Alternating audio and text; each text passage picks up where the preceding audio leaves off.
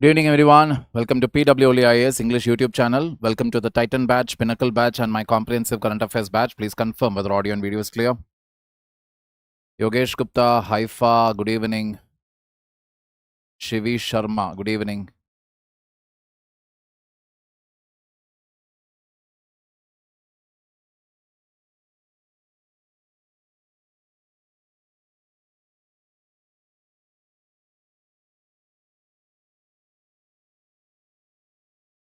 Sakshi Vadeka, good evening. I'm fantastic. Thank you for asking.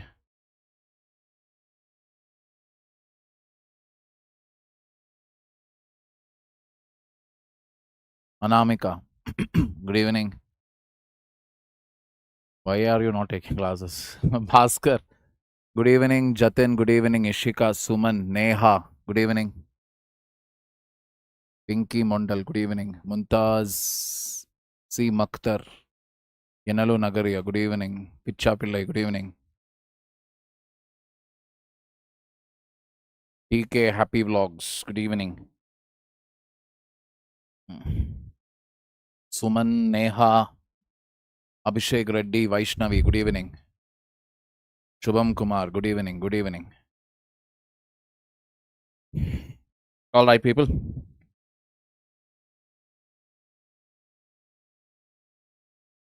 So, the topics what we'll be looking at today are Balirajgarh, Fort, Economics, we have fertilizer shortage, from polity, governance, public administration, we have OBC, creamy layer, Parliamentary Standing Committee, Supreme Court, menstrual leave, Madhya Pradesh High Court, cleanup plan, Supreme Court, Chambal sanctuary, bill to redefine transgender persons, captive power, Essential Commodities Act, Supreme Court and crop diversification, UPSC and DGP, Indian prison, Supreme Court and adoptive mothers, Rajasthan's property bill. From science and technology, we have peptide medicines, herpes simplex virus, atomic clock, ISRO and Navic, undernutrition and overnutrition, melanoma and cholesterol. Energy, we have induction stoves.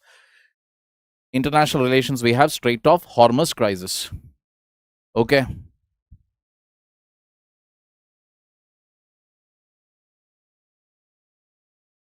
I have no idea. When will the... From April, you would be taking UPSC Prelims special class. Yeah, I am aware of it, but I am yet to get the dates of it. Because polity being the subject which carries maximum weightage, I will be taking it. Motivator to learn. Very glad to know. All right, people. So let us get right into it. The very first topic what we are seeing here, Balirajgarh Fort. Now, the reason why it is there in news, obviously, they are going to conduct archaeological survey there. They are going to collect few more details about it.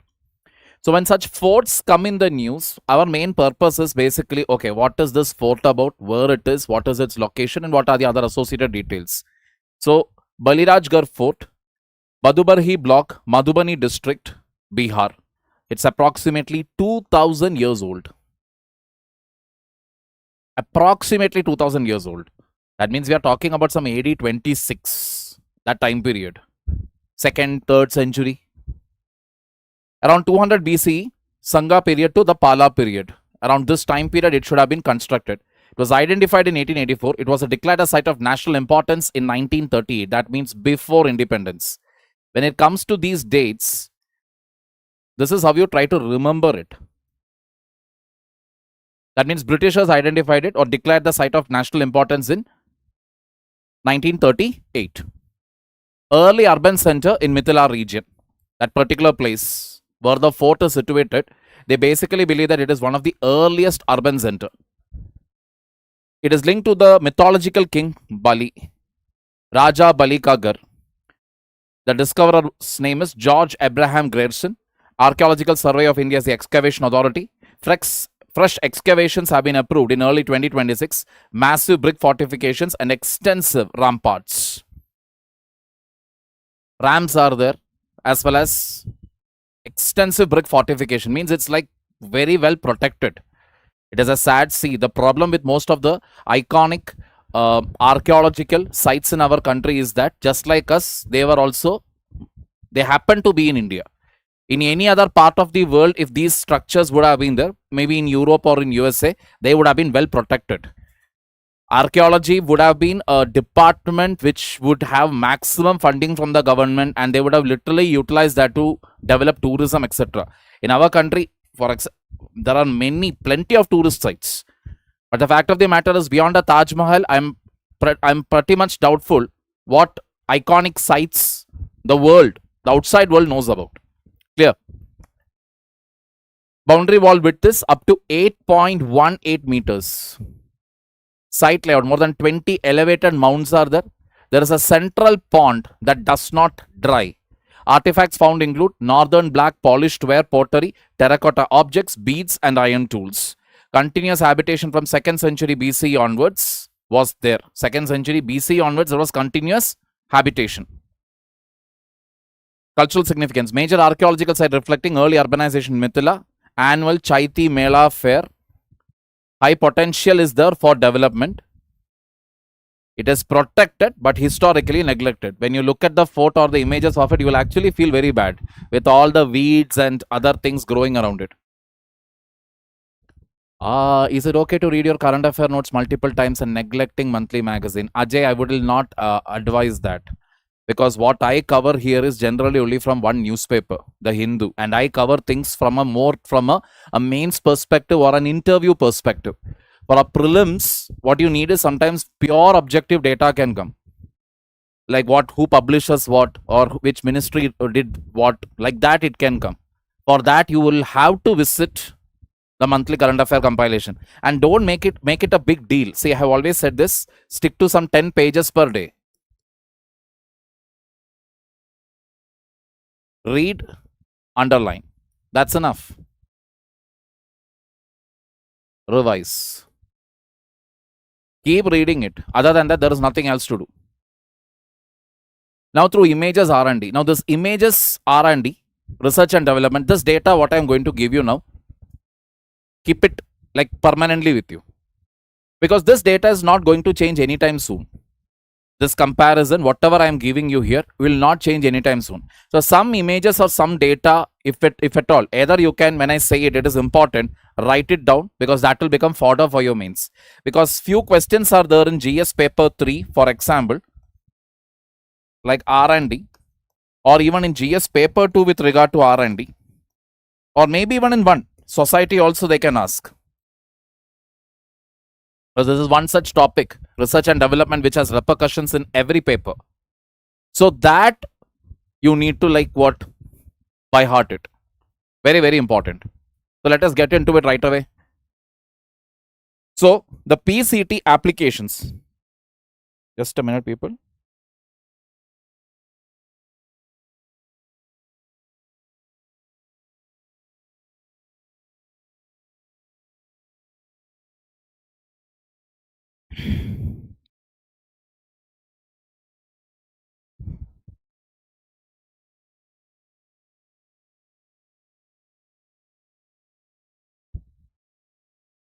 PCT applications in 2024.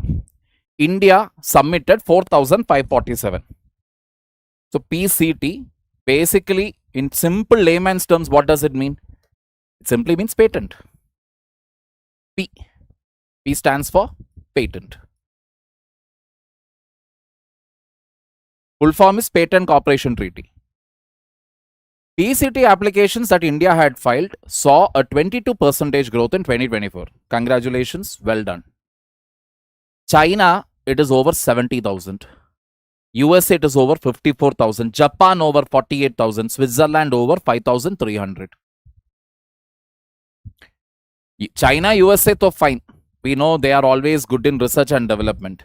The numbers for Japan and Switzerland is pretty much interesting, considering the fact that these are less populated countries and very small in size. Japanese culture itself is such that it entertains research and development. Look at these numbers here. Where are we? So, if you compare Japan's research and development, PCT applications with India's, what is the best thing to say? Less than 1/10 of what Japan is doing. That is where we are. Less than 1/10 of what Japan is doing. More than Japan, who is doing? China is doing. Sorry, US is doing. More than USA, China is doing. So we are nowhere near it. We are nowhere near it. Getting the point here. Next, global rankings. Ranking knowledge intensive employment, we rank 95th.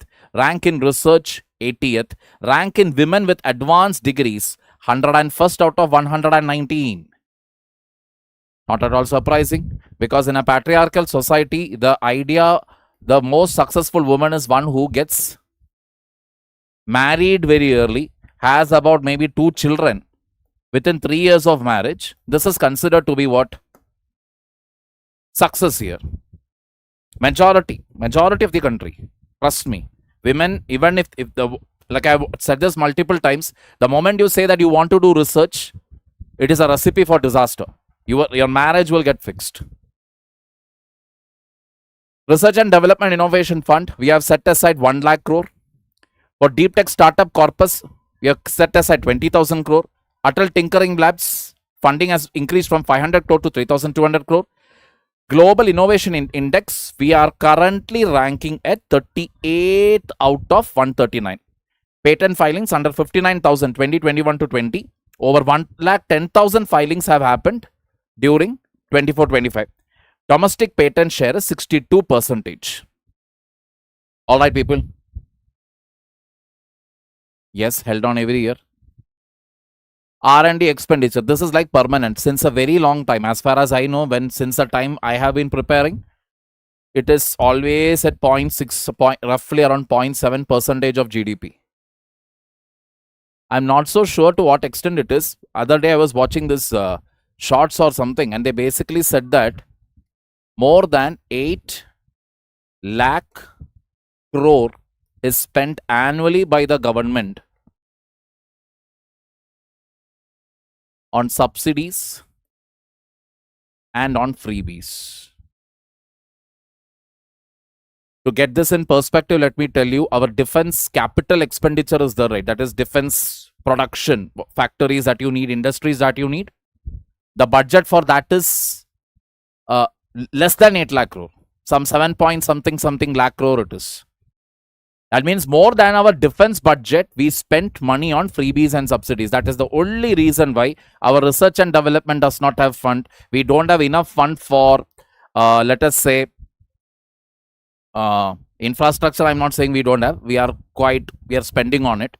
But still, it is still lacking.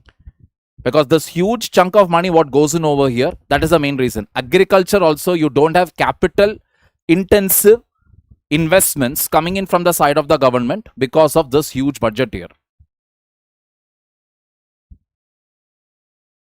Ajay, later. Correct. China files over 1.8 filings. Domestic filings are 1.6 million. United States patent filings are over 6 lakh. Domestic filings 2.7. So the point here is that in all these countries, in most of the countries, what we see is, when we talk about the filings, etc., private players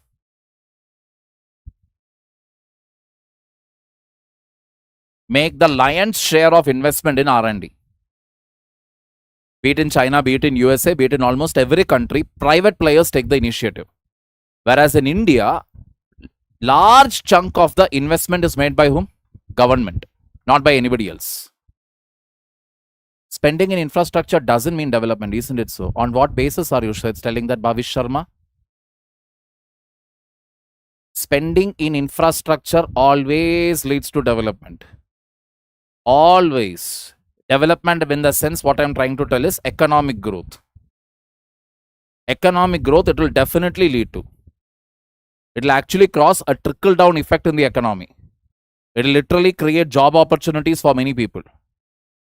That is the logic. Sardar Vallabhbhai Patel statue, when it got inaugurated in Gujarat, everybody thought it is a dumb idea. I agree, it is not an infrastructure project.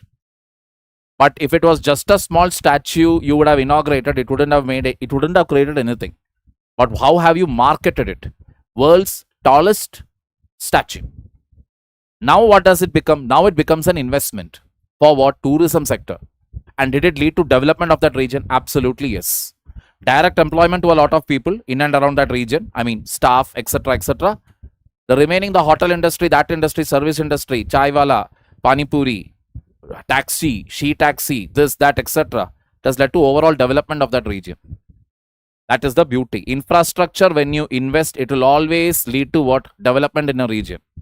You don't have to do anything. Automatically, the job opportunities will come. Fertilizer shortage.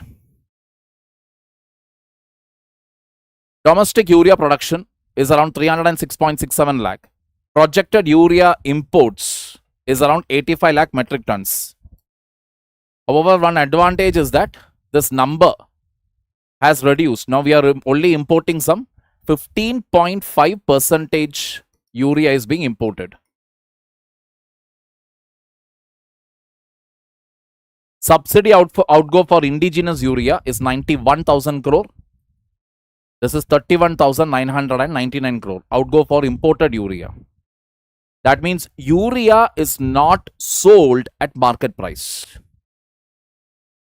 Loss of Narmada deployment. And who is having a problem because of that? Are we seeing people protesting there? See, that Narmada issue was there since a very long time, as far as I remember. I remember even this, I think Medha Patkar, Amir Khan, etc. went and sat in it during Manmohan Singh era onwards. Narmada's deployment, you put it on hold. That is only probably going to assure water facility or whatever. Narmada again, Narmada, that project again. I am not sure how both are connected. That I will have to cross check again and I'll come back to you on that. We are talking about generating employment. We are talking about putting money into the income into the hands of the people. That is the point. And if Sardar Vallabhbhai Patel statue was a flop, the $1 million question, why is it that statue construction started increasing inside the country? Telangana, which was not under the BJP, I think it was under TRS, if I remember it right, TRS party, under the chief ministership of Chandrasekhar. Why did he construct the world's tallest sitting statue there? Why did the state government commission that? This is the reason. Because you have a statue means you are easily bringing development there. That is the bottom line. 91,000, 31,000. So the point here is that urea is not sold at MRP. Instead, it is sold at what? Subsidized rate. Because there is subsidy for it, urea is relatively cheaper. Most of the other fertilizers, they also get subsidy, but it is nutrient based.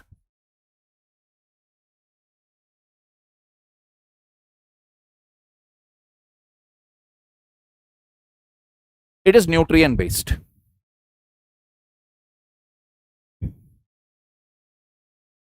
Nutrient based subsidy means based on how much nutrient is there, like iron, sulfur, magnesium, calcium, what is the content of it. Based on that content, you get subsidy. So other fertilizers comes under NBS. Urea has a separate subsidy by itself. So what happens because of this is urea is much cheaper than NBS fertilizers. Farmers of our country, they will not go by what? Okay, I will find what are the nutrient deficiencies in my soil. Let me look at the weather. Let me look at the relative humidity here. Let me look at what time there can be rain and unpredictability will be there. Okay, let me do this crop, that crop, these 3-4 crops if I grow. Even if one gives me a loss, the other one gives me a profit. That way they will not think. Because they don't have the knowledge. There is a knowledge deficit. There is no doubt about it. Because they all are into what traditional farming and what we call basically legacy farming, you can call it.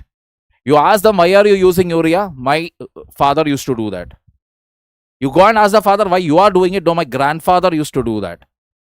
What is the science behind it? What is the logic behind it? They will not do. Excessive, and they will only go for urea. Why? Because this is cheap. And this is a fertilizer that is used for rice, wheat, sugarcane. I always keep telling you 3 products without which Indians cannot survive. Sugar we need, rice we need, chapatis also we need. So government will not try to touch this. And farmers have this logic. More fertilizer means more productivity. So what is the end result of that? You will have soil degradation, which is what is happening. We are losing our productivity. So that is the reason why we have to, I've told this earlier also. When we hear people who are in corporate, they will resign their job, they'll buy a small, some 2 acre.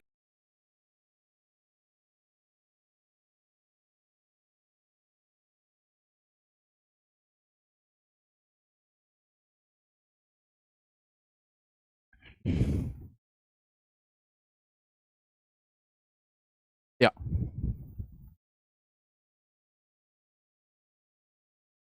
People, please confirm whether audio and video is clear.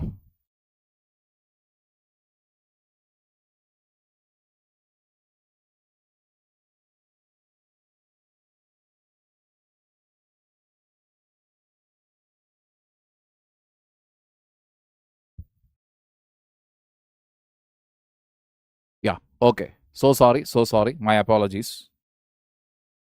Was a small issue here, power issue. Okay. So let us get back again. So like I told you, this actually leads to a condition where urea is easily bought. So why is it that, like I told you, corporates, people who are working in corporate, etc., when they start farming, suddenly we see them making lakhs together or crores together, is that they actually start and do a complete homework. Like when they buy a piece of land, they don't know ABCD about farming. But what will they do? They study. They literally study and they will get a plot of land and they will say, okay, what can be exported from here? What products are there which has a huge export market outside? So there are many such fruits which, which are not actually naturally grown in India, but which you can, which has huge export value or, market value. Got the point here? So the point here is like for example, a fruit like avocado. Now, avocado is not a desi fruit. Butter fruit also we call it. Avocado is not a desi fruit. So what we actually see is, they here in Karnataka, basically people have started growing that fruit and they have started exporting it, thus earning in crores together. So these people, they apply everything. They will see, okay, what nutrients are required, how much water is required. They get all the basic things done over there so that in the most sustainable way they can grow the product. Whereas majority of our farmers, if you actually see, they are not aware of these sustainable practices, and then by using urea causes cancer. Directly, it has not been established anywhere. Excessive use of any chemical fertilizer, yes, it has the potential to cause cancer. Any chemical is enough. Fertilizer alone is not necessary. Potash is almost entirely imported. Sulfur availability is limited domestically. DAP, diammonium phosphate, shortages. Additional support package of 3,500 per metric ton. Domestic production means just 10% of rock phosphate requirements. That is the reality. So most of the important fertilizers that we see, it is imported. We don't have domestic manufacturing capabilities.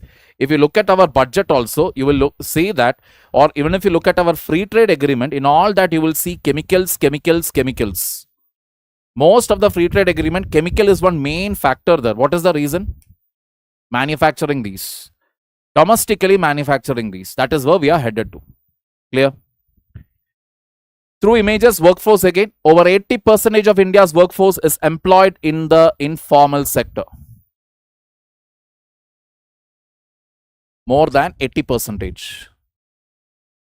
This shouldn't come as such a big surprise, considering the fact that around 81 crore people are dependent on government of India under the National Food Security Mission. So 80, 81, these are all magic numbers. Always keep it in mind. Why magic numbers means, again, if you ask me, small and marginal farmers in this country. Small and marginal farmers means whose size of their land is very, very less. What percentage it is, that is more than 80% of the farmers. Got the logic here? Direct factory employment has declined. Direct factory employment declined from 61% in 2011 to 47% in 2023. Why is it that factory employment has reduced to this extent? The main reason is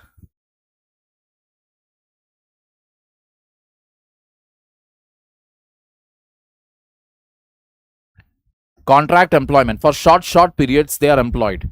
6 months, then the contract is renewed, another 6 months, then it is renewed again, another 6 months. Permanent benefits they won't get. Any time they can get fired. They are not at all eligible for promotion. Maximum promotion, what you can really expect is what? From a contractual employment, you will become a permanent employee. This, it is not just done by factories in India, it is also done by the corporates. So I know people again who have done their they have done their MCOM, etc. So earlier, we always used to say in my generation, you do a graduation, then you do a post-graduation, your job, your hiring aspect, or your ability to get into multiple jobs or multiple job opportunities, that will increase. But those days are gone. Those days are gone where just because you have a post-graduation degree, you will get a higher package or a higher payment. Not at all necessary. Because by the time you finish studying, the person who went and joined company, whatever, after graduation, they will have enough experience to run things. You don't have on-site experience even now. Your only knowledge is what bookish. Whereas most companies prefer today what people who are having on the job, on-site experience. They are eligible for promotion. So I know people who have done their MCOM, they are still struggling to find a proper job. They are getting contract employment. They are not getting permanent employment anywhere. Number one, because it is contract employment, what happens? Even banks will hesitate from giving you loans, credit card, all of this will go for a toss. It becomes very difficult. And like I told, if you're a guy, it becomes even more difficult even to find a suitable girl for marriage. This is the deal. But why is it that then all the companies are preferring this? Because the point is that I don't have to worry about your pension, this, that, benefit, nothing. I can fire you whenever I want, how much ever I want. Getting the point here. National Food Security Mission. Contract workers constitute 42% of the factory workforce. Regular employment in central public sector enterprises has declined by 30,000 workers in 2024. Central public sector enterprises, that is PSUs, owned by central government of India. There itself, drop in job is how much?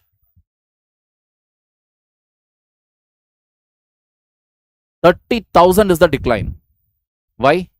Because I told you, right, most of the jobs in central departments, etc., it has been outsourced now. No post of drivers. There are no posts for peons. There are no posts for cleaning staff. It is simply not there. All these are contracted out. Generally, they will give it to one agency who is able to provide all the three. They'll provide the cleaning staff, they'll provide the peon, they'll provide even the drivers. End of the story. I don't have to worry about who will pay the salary to these people. I will only pay the money to the contract agreed amount to that particular firm or company. That company will pay for what? The salaries of all these people. So, namesake, they are working in a government office, but their salary, everything is paid by whom? Private player only. And it is a contract basis. Government can change the contract anytime. And that is the reason why Group D as such, if you see, Group D services itself, if you see, let me tell you, it simply does not exist today in most of the government sectors. Simply does not exist. It is still there in state services. It is there. But in central services, it is going on declining, and maybe in another 4 years, by 2030, don't be surprised if this gets practically eliminated and it is entirely replaced by contract hires. Why do banks discriminate? Because anytime you can be thrown out of job, they will always, that is why they are asking, right, 6 months salary pay slip. Sometimes, these days they are asking, if you're going for a home loan and all, they'll ask your 1 year's account statement. 1 year statement of accounts, then how good or bad, how do you have a credit card, what is your CIBIL score, how long have you remained employed, all that they will see. See that because of all those checks and balances only, that is the reason why when it comes to home loan, personal loan, credit card, etc., as far as I remember, I'm not sure about this. I mean, from my memory, I'm telling this. As far as individual loans are concerned,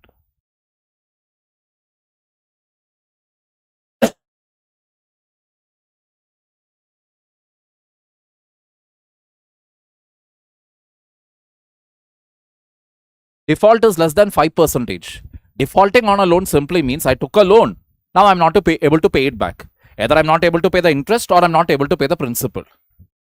That means more than 95% of the loans given, home loan, vehicle loan, etc., they're all getting the payment on time. And that is because of these stringent measures. Clear?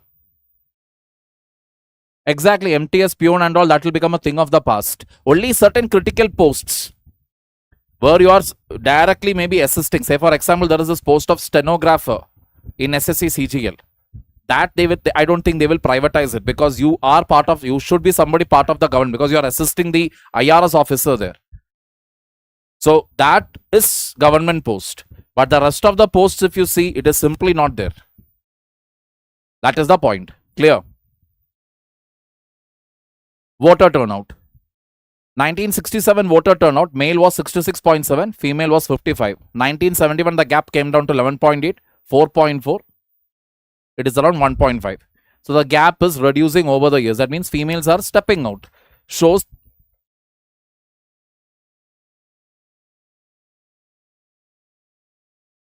social plus political equality. These are akhdas or facts again, with data again, which is permanent. This you can use it in GS1 society. Women are getting empowered. How do you? They'll probably give a statement for 10 marks and say the condition of women is empowered. Women are getting empowered in the country. Full stop. Explain. This is perfect example of empowerment. Clear?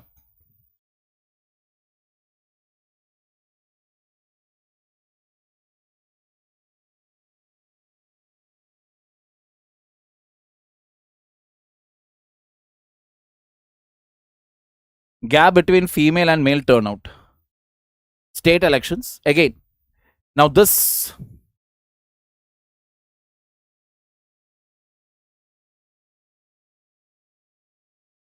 Okay, this one you don't take. State elections, you can let it go. Leave. That one you need not take. All right. If the women controversial, they are facing less salary priority.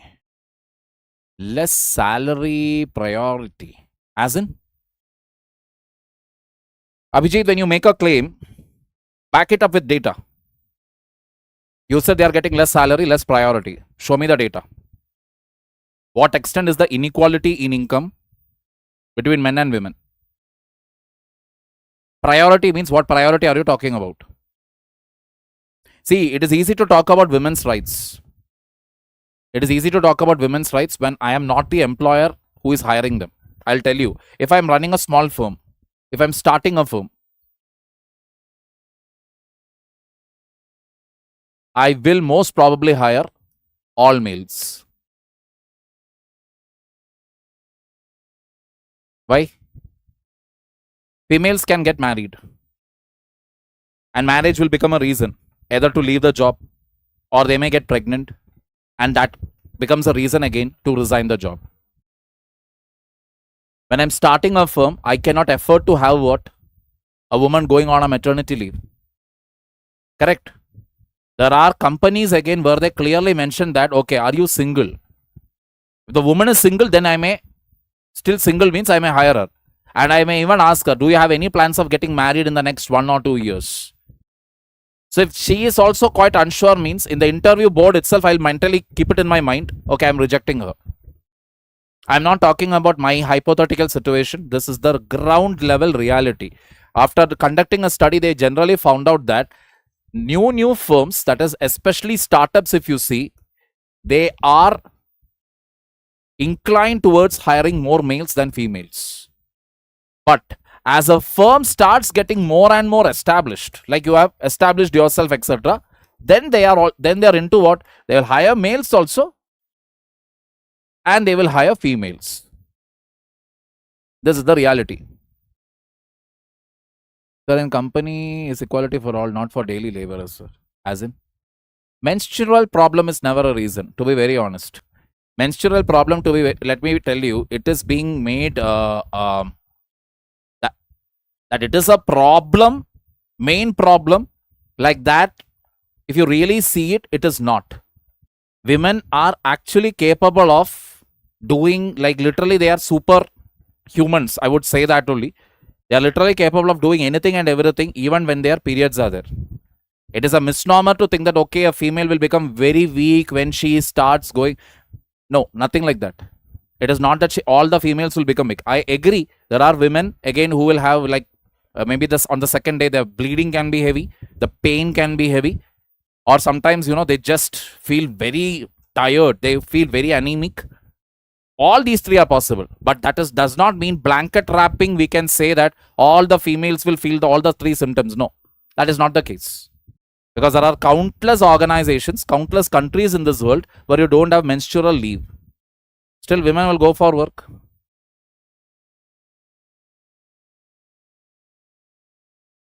Durandar movie, that song is there, na? I cannot call it even an item song also, because women were all well clothed, covering everything that was necessary. I think one of the dancers in that movie, she basically told that she was having a periods when she was actually shooting for that song. That is the ground level reality. Women are actually capable of bearing it. That is not the problem. Periods are not the problem. It is basically pregnancy. Because I will tell you what is the reason for this. When a female gets pregnant, then obviously maternity leave follows, correct? Maternity leave she will go into. So if I'm a new startup with only 5 players, even if one of my staff goes for a maternity leave, now I will have to hire somebody to replace her. And when she comes back, I'll have to retain her also. If I don't do that, then what will happen? The remaining 4, whoever are there, their workload will increase.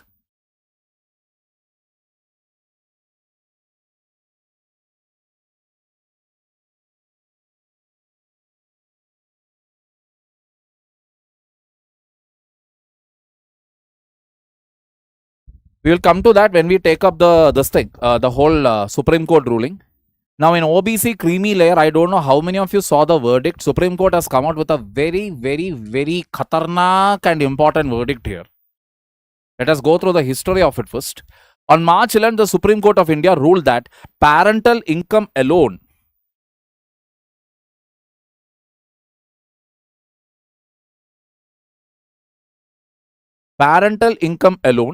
cannot determine creamy layer status for OBC candidates.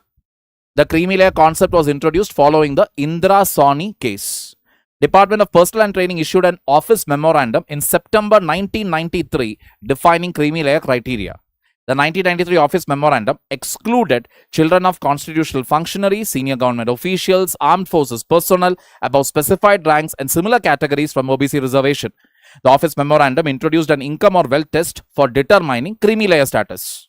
So with this we know constitutional, if parents are in constitutional posts or they were already in a group A service or in some cases group B also, then their children are not eligible for, by default, they become ineligible for what?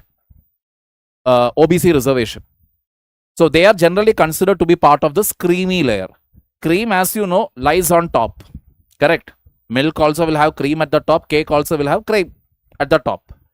So they are, even though they are within a backward community, because of their high income or because of their high status in society, they are ineligible. So these were the categories that the 1993 office memorandum had excluded from what? OBC reservation. Office memorandum introduced an income or wealth test for determining creamy layer. Income threshold was 1 lakh in 1993 and was revised to 8 lakh with the last revision in 2017. 93 OM specified that parental income from salaries and agricultural land should be excluded while applying the income test.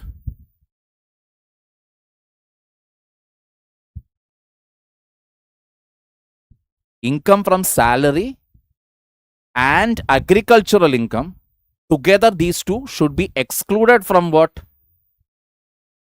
While looking into the criteria. Means both the parents, let us say, they are not in any constitutional post, nothing. They are working in, let us say, a corporate sector, private field. Together their salaries, if you add, it will come to some 25 lakhs, 30 lakhs, whatever. According to that office memorandum, you're not supposed to include salary there or even agricultural income there. Why? Because anytime you can lose your job, anytime you can lose this agricultural income also. Both are unpredictable. That was the logic they applied that time. That is, let us not count salary. Let us not count this. But let us say I am getting more than 10 or 12 lakhs as rental income. I have a commercial property. I have some other properties which I have given for rent. Through that, I am earning at least 10, 12 lakhs. Now, I am not, or rather my son is not eligible for what? OBC reservation. He belongs to creamy layer. EWS new policy I was rejected. EWS is different, Abhijit.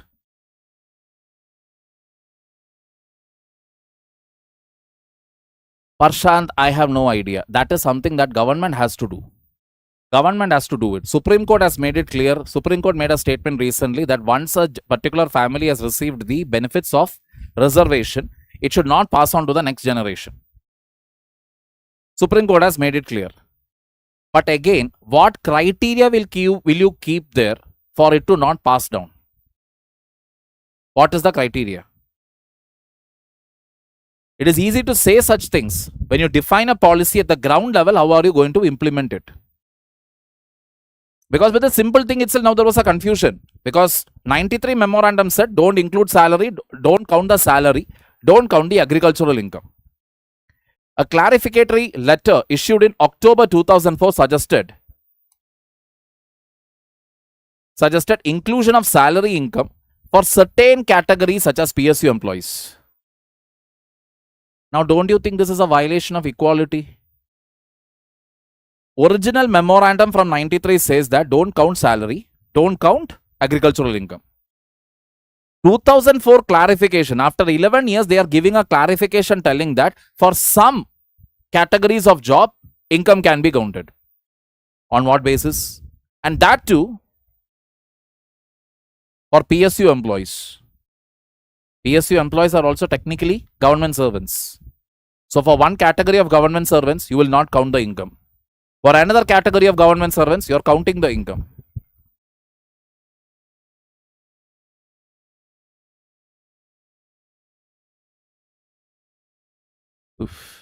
The court noted that the income or wealth test functions as a residual filter. The court held that inclusion of salary income led to unequal treatment between government employees and PSU or private sector employees. The judgment applies to candidates whose parents are employed in public sector undertakings or private employment. The ruling provides relief to about 100 candidates affected since 2015 civil services examination. Court directed creation of supernumerary posts to accommodate eligible candidates. In other words, what does it mean? Henceforth, to get OBC reservation, salary will not be a criteria. Agricultural income also won't be a criteria. That is, even if your parents' salary, parental salary, fathers, mothers, together, everything put together, even if it is 8 lakh and 1 rupee together. What does it mean? Simply means you are eligible for OBC reservation. That is what it simply means. You are eligible. Clear?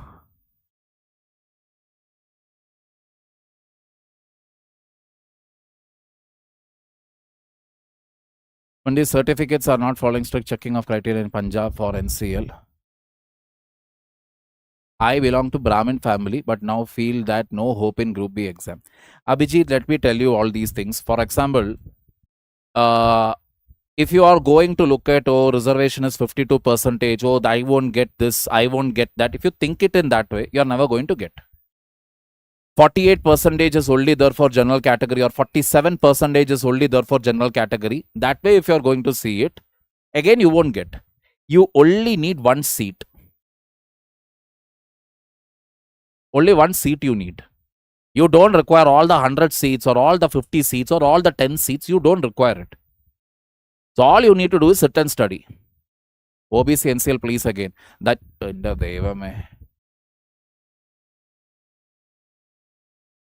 see, only one criteria is there. There is OBC, other backward communities. So you have general category, you have OBC category, you have SC, you have ST. Now within OBC, they introduced this creamy layer and non-creamy layer. OBC creamy layer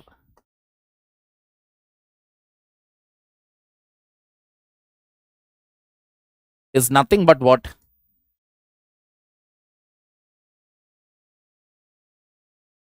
General category.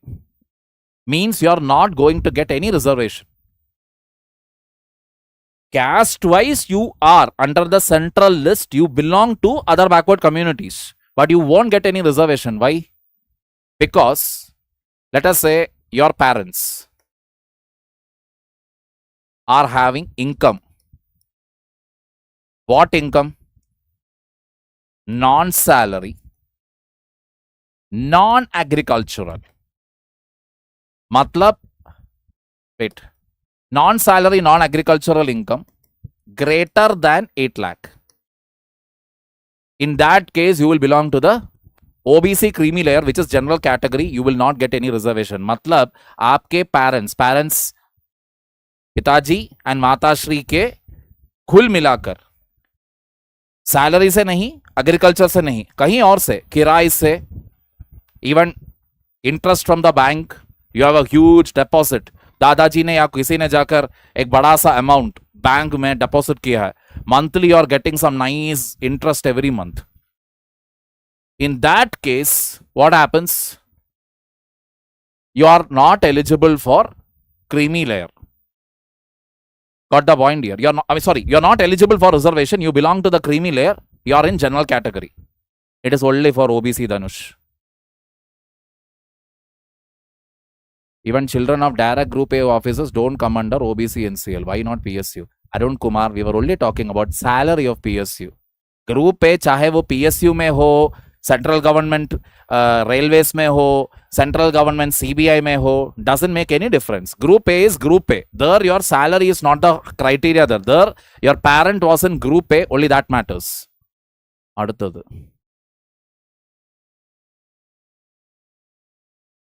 ignore. Oof. Got the point here? So if the parent's salary, let us say, father's salary is around 30 lakhs annual. Mother's salary is around, let us say, 20 lakhs. Okay, annual salaries. Together it is what, 50 lakhs. Candidate belongs to OBC. This is from their salary. Are they eligible for OBC non-creamy layer? Answer is yes. Why? Because while looking into OBC non-creamy layer status, salary I won't look. That means there are certain criteria. Criteria for exclusion. Again, it is only what the parents are doing. Parents, if they are in constitutional post.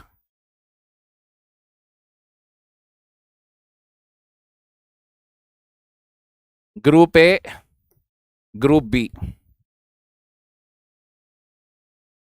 Generally, they won't get. By way of promotion, you have, that is, you joined as maybe Group C. But promotion you got, you became Group B. Then end of your career, you became Group A. That won't count. Only if it is a direct recruitment, directly you entered Group A or Group B, then you are not eligible for reservation. These two, non-salary, non-agri income is more than 8 lakhs. Then again you are not eligible.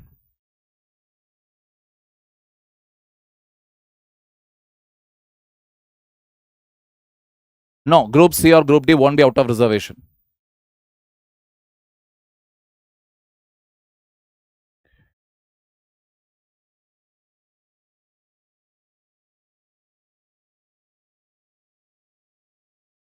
Parliamentary Standing Committee. So parliamentary standing committees are there. Okay, they are almost like a permanent committees. They will look into various aspects of governance and they will give their suggestions. Like that, what they found with regard to urban infrastructure is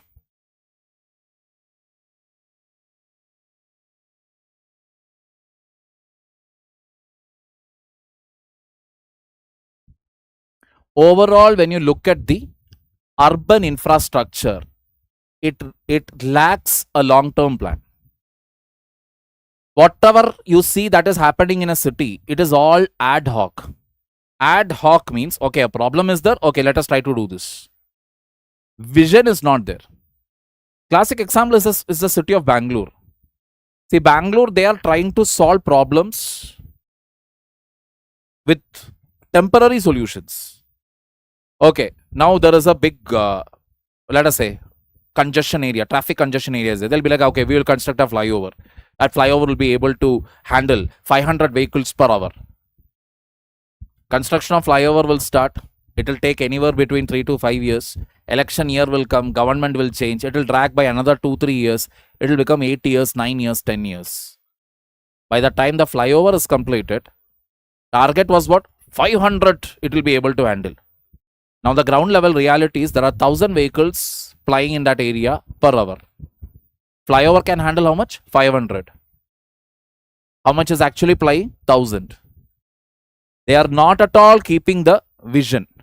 So the Parliamentary Standing Committee basically found out that there is a vision missing out over here.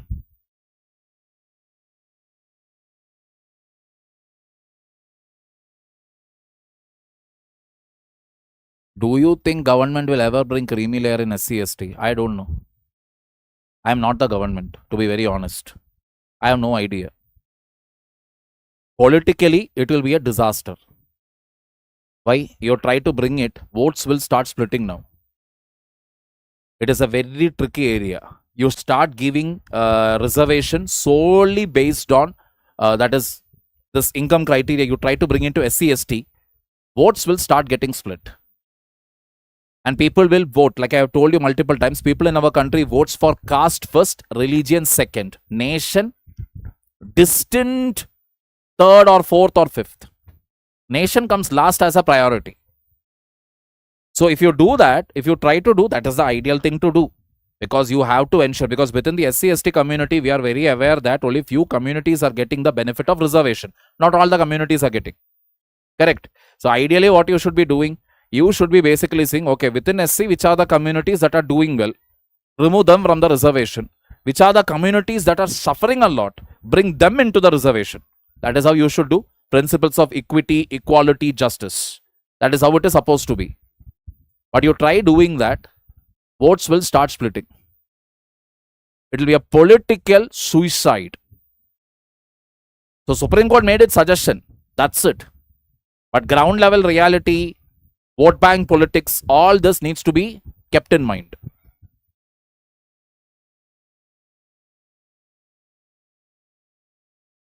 Registration हटा दिया तो क्या होगा? Whose registration?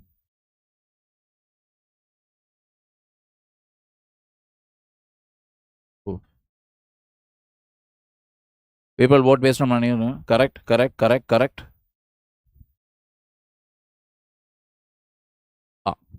Taking it further forward.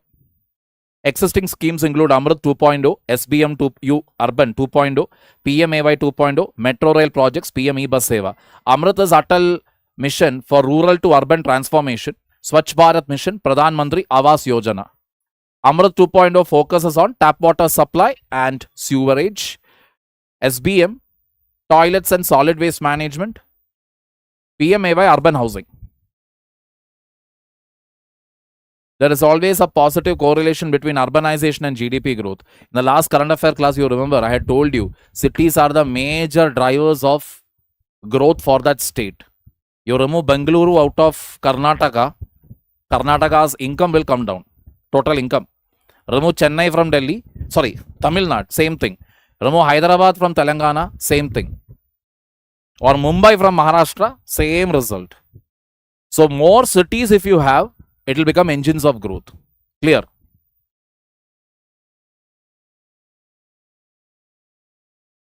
That depends. Parliamentary Standing Committee, that depends from, what is it? It can be some from the opposition, some can be from the ruling party also. So that will depend.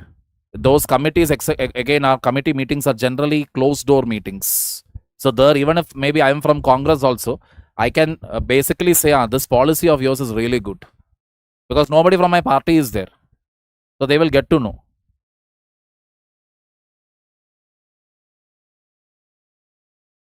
Sir reservation जरूरी नहीं है अब, नहीं तो लोगों को seat नहीं मिल पाएगा एग्जाम के लिए और जॉब के लिए. है?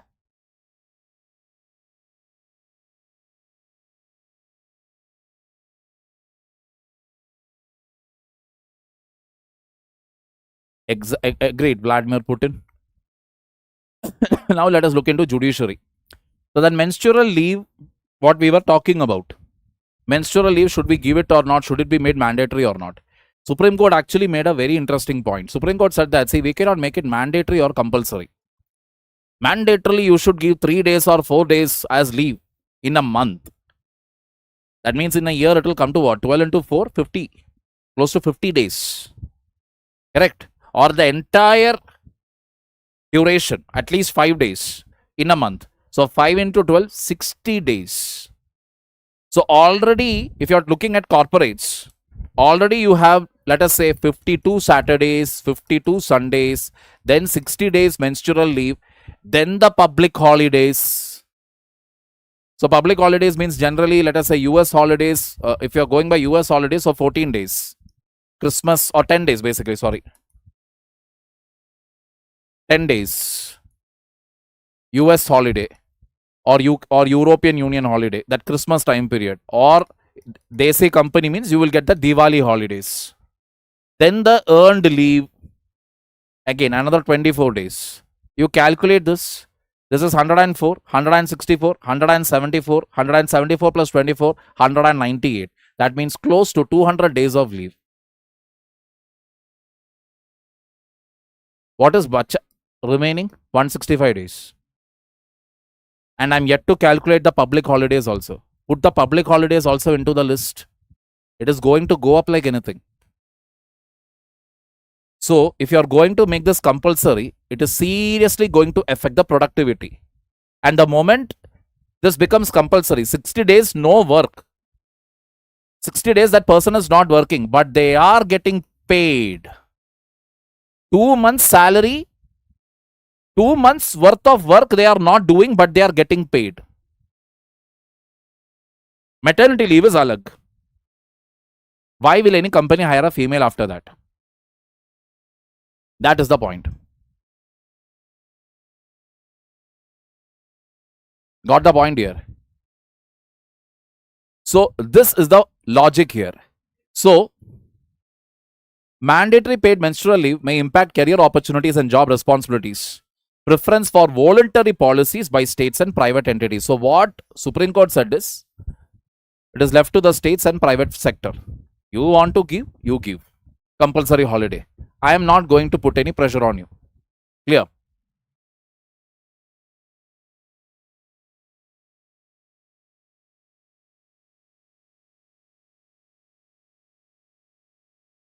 National holiday can also count as working days of employees. Very difficult.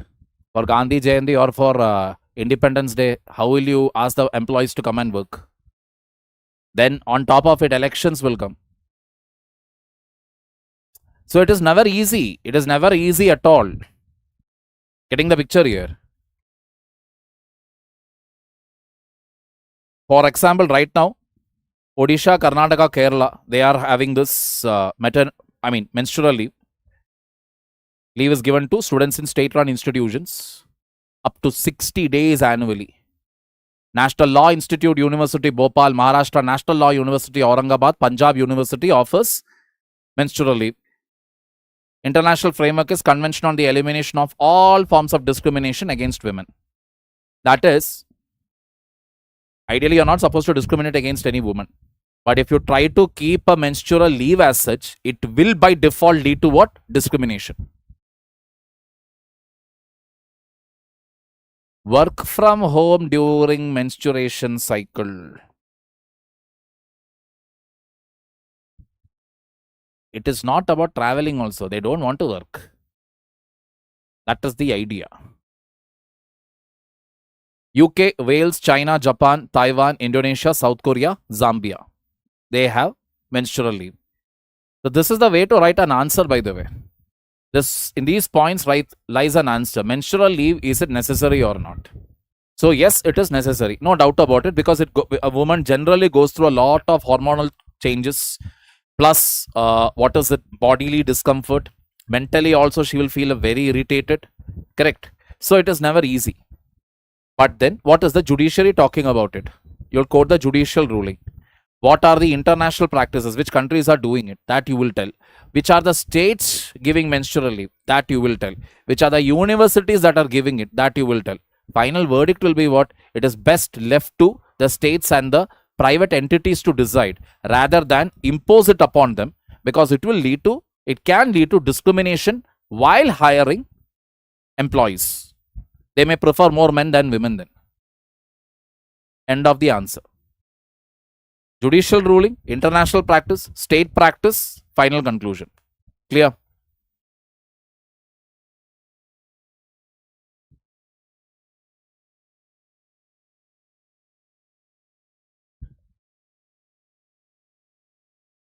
Coming back. Union Carbide site contamination. Again, the Bhopal gas tragedy. More than 30 years it's been. Or not 30, I think. It's 40, right? 40 years. Even now, they have not fully taken out those hazardous waste from that area. Still, they are playing around with it. Submission of assessment and remediation plan. Court has asked, High Court has asked to submit the plan. What is your plan? How are you going to deal with this? Within 5 weeks, disposal of contaminated soil and water supply improvement. How are you going to dispose the contaminated soil, and how will you improve the water in that area? Focus should be on detoxification and decontamination. That is to remove all the harmful chemicals in that area. Easier said than done. They have left that entire waste, that chemical waste, toxic waste, to lie in that area for 40 years. Literally, the soil and water and that entire environment in that area has become unfit for staying, surviving, whatever. And poor people are the ones who are suffering. That is, now they are carrying this generational disease now. That is, the babies that are born from that in and around that Bhopal gas tragedy area, they are all having one or the other deformities. Clear?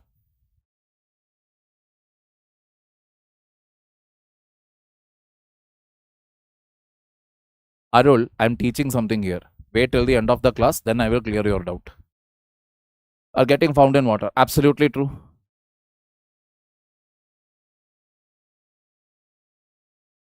Supreme Court issue. Again, National Chambal Sanctuary. Chambal Sanctuary, again, to protect the gharials. The crocodiles, the saltwater crocodile. Suo moto cognizance. Suo moto means Supreme Court took the case by itself. Tri-junction of Rajasthan, Madhya Pradesh, UP for the critically endangered gharial. Why? Because of the illegal sand mining in that locality, in that area, in the Chambal Wildlife Sanctuary, gharials' habitats are getting destroyed. National Green Tribunal had earlier submitted a report in 22. Habitat degradation, altered river morphology. Altered river morphology means that its flow, it's the fishes present, the species present, all this will undergo a change. Reduced water retaining capacity. When you keep on removing the sand from the water, sand mining you keep on doing, what happens? Water will not stay there for too long. The natural ability of the water body to retain and hold on water is not there, because what holds water? Sand. You remove the sand out of the equation, if it is only rocks, water will start overflowing.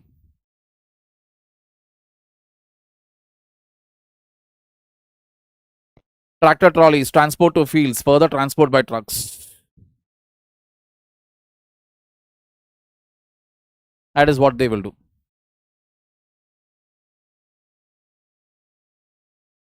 Clear? Supreme Court issue, crop diversification. Review diversification from wheat and paddy to pulses. Now, Supreme Court is telling to the government, why don't you take some initiative so that the attention will move away from wheat and paddy to pulses. Like I've always told you, only thing to do for that is, like I said it multiple times, is to what?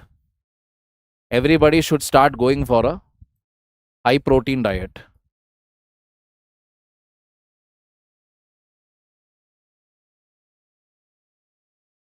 Rice with dal.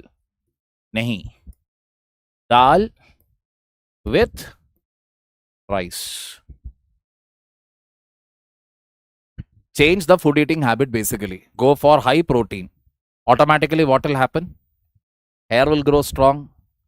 Muscle density will increase. Fat deposition will come down. It will be impossible for the body to deposit fat when you are having a high protein diet. खुद ब खुद, to put it in Hindi, खुद ब खुद case लेना. Nobody filed any petition. Supreme court ने ही कुछ देखा, कुछ सुना या फिर कुछ पढ़ लिया अखबार से, एंड सुप्रीम कोर्ट को लगा रहे यार ये सही नहीं है, and supreme court is taking an action. That is suo motu. Clear?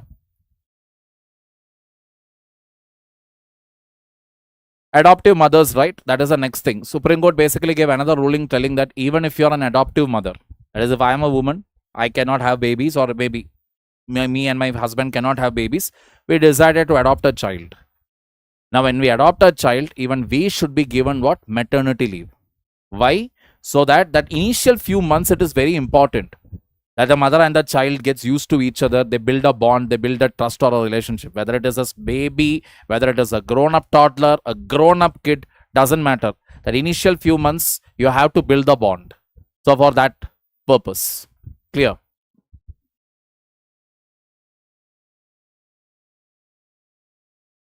So a 12 weeks leave for adoptive mothers of children below 3 months.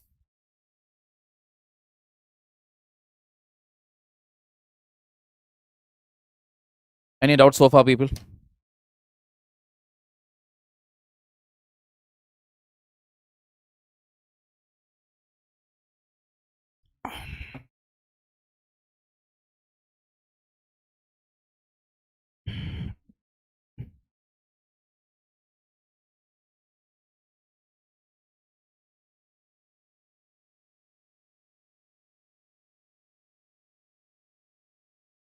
All right.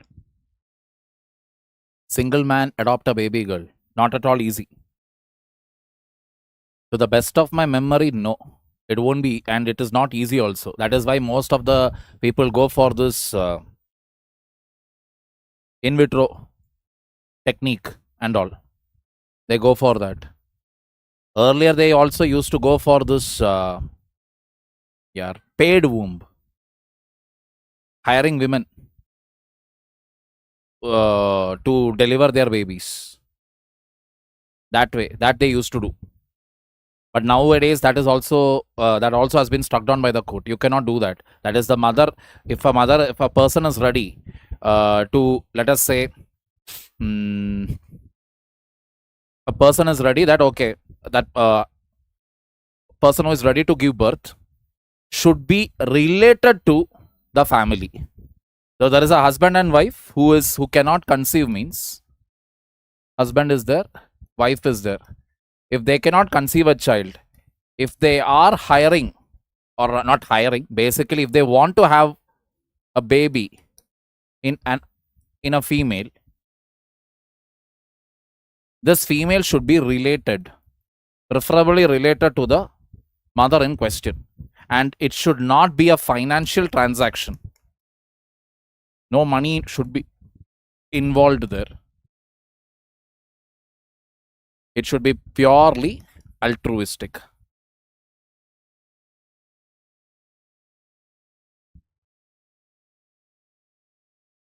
Adoption, it is very difficult. If you are an unmarried male, it is very, very difficult. Unmarried females, it is still fine. Even then, the procedures are very, very complicated. You have to write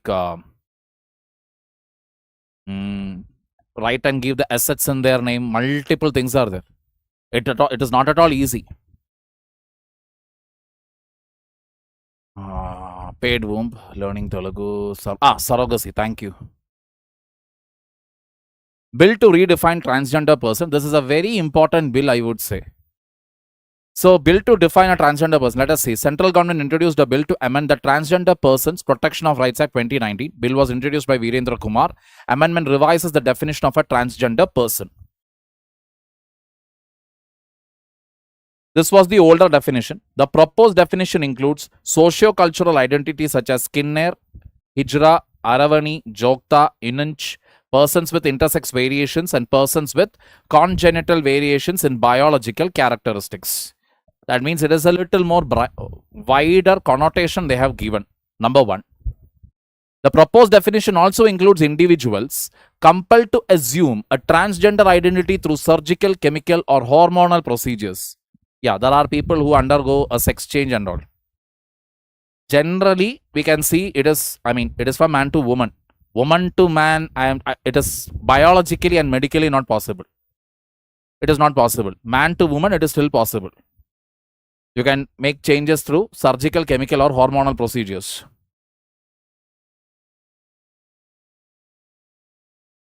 Test tube baby. That is in vitro fertilization only, na? Test tube baby. General doubts, please reserve it towards the end of the class. It would lead to sex-linked disease for a child. As in? Parshant, I do not understand your point here. The proposed definition excludes persons with different sexual orientations and self-perceived gender identities. Means what? You are gay, you are lesbian, that will not come under the definition of transgender. Self-perceived gender identity. I'm a fully biological male. But suddenly tomorrow morning I wake up and say, oh my God, I'm feeling like a female. No, that won't come under this. Got the point? That will not come under this. This is strictly for those people, like as I have said here, including the socio-cultural identities plus the ones who have undergone surgical, chemical, or hormonal procedures. Clear? Amendment introduces provisions relating to offences against transgender persons and children. Again, protecting their rights. Specified offences include denial of access to public spaces, forced bonded labour, and forced displacement from residence. Amendment has been compared with the NALSA Judgment 2014, which recognized the right to self-perceived gender identity. Self-perceived gender identity means you yourself can say, oh, I'm feeling like this, I'm feeling like that, and you can assume whatever gender you want. That is not allowed here. Because that if you do, we will be, basically I will tell you, if that is also included. Now some people again who are a little towards the liberal side, they will say, leave it now. It is each individual's choice. If they feel that if I am as a male, a fully grown 39-year-old male, tomorrow I say, oh, I'm feeling like a female means, I also start dressing up like a female and walking like a female, simply means I'm going to use the bathroom, which was used by your mother or sister 5 minutes back.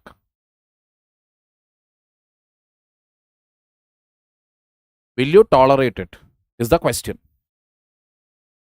Now I can say, no, this is my identity, this is my right, you see. You can also say, nah, this is my right to protect my sister and my mother.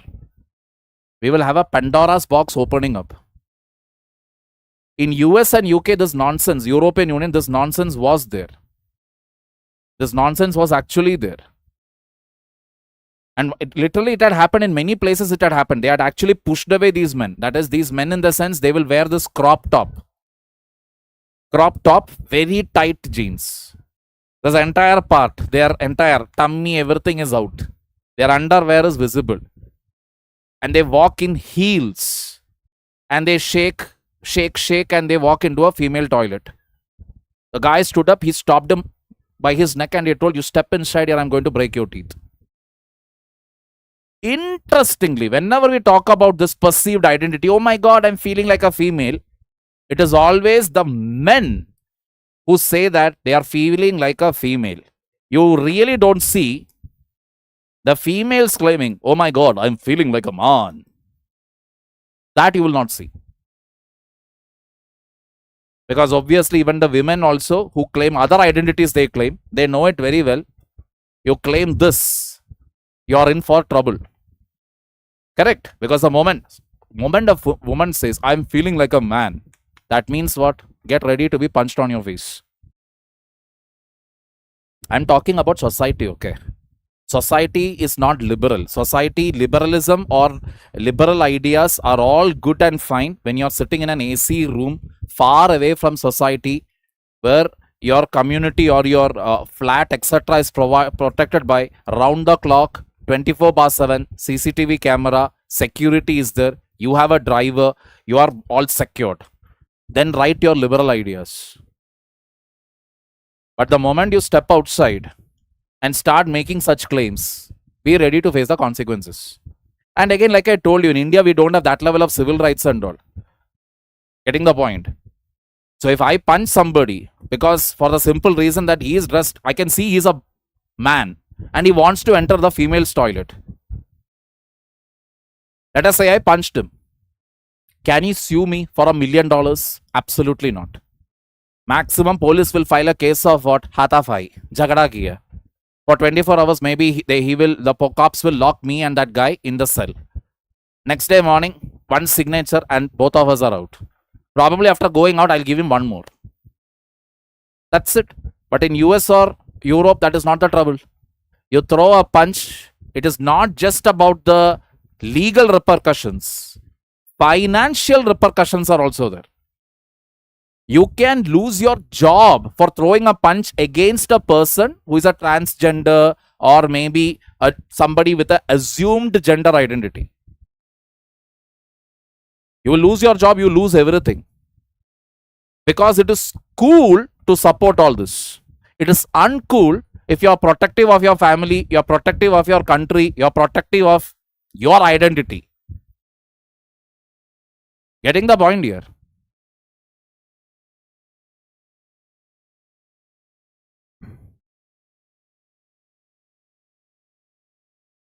Me too, syllabus completed.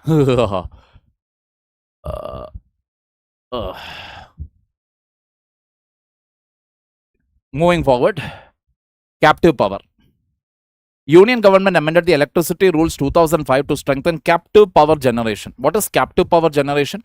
It refers to industrial consumers producing electricity for their own use instead of relying on the public grid. The idea now is we are finding electricity shortage. Sorry, not electricity shortage really, but yeah, we understood one thing now. Fossil fuel, this coal or be it LPG, we cannot keep relying on it. So more and more what we are trying to do is, we are asking these industries, etc. See, if you need power, you try generating it inside your compound. What is the advantage there? I don't have to pay the electricity bill anymore.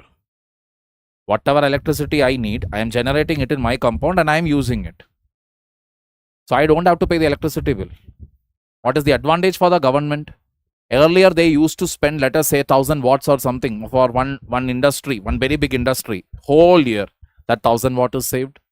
That 1,000 watt can be now given for maybe at least 100 homes. Small, socio-economically poor background houses. Government saves on that. Government saves on dollar also. Because the bottom line is, to align captive generation with modern corporate structures and increasing the use of non-fossil fuel based power projects. Clear?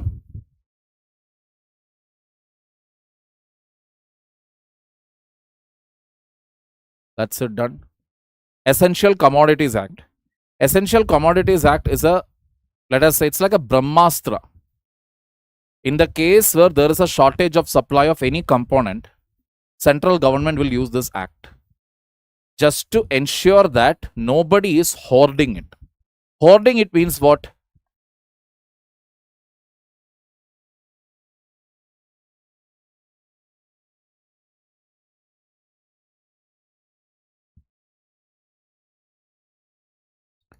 To store in bulk. Why? To create artificial shortage in market, thus increasing the price.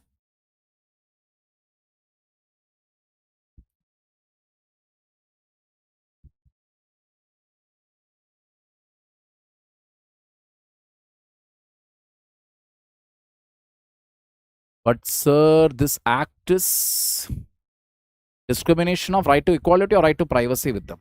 Huh? See, transgender, when you talk about, we are trying to ensure right to equality. There is no doubt about it. That is right to equality. They will be treated equally along with male, female, transgender. That will be ensured, assured. Then what is it you said? Right to privacy. Right to privacy in the sense, how right to privacy will come over here? See, privacy, privately, if a person wants to indulge, feel like a woman, there is nothing wrong with it. Privately, after I am alone in my room, if I close the curtains, everything, wear a sari and start dancing here, that is my wish. Privately, I will do dressing up. It also means I am having some serious psychological issue. That is also there. Multiple people who actually do this cross-dressing, generally in USA as well as in India also, there are people who do this cross-dressing. Cross-dressing is what it is called.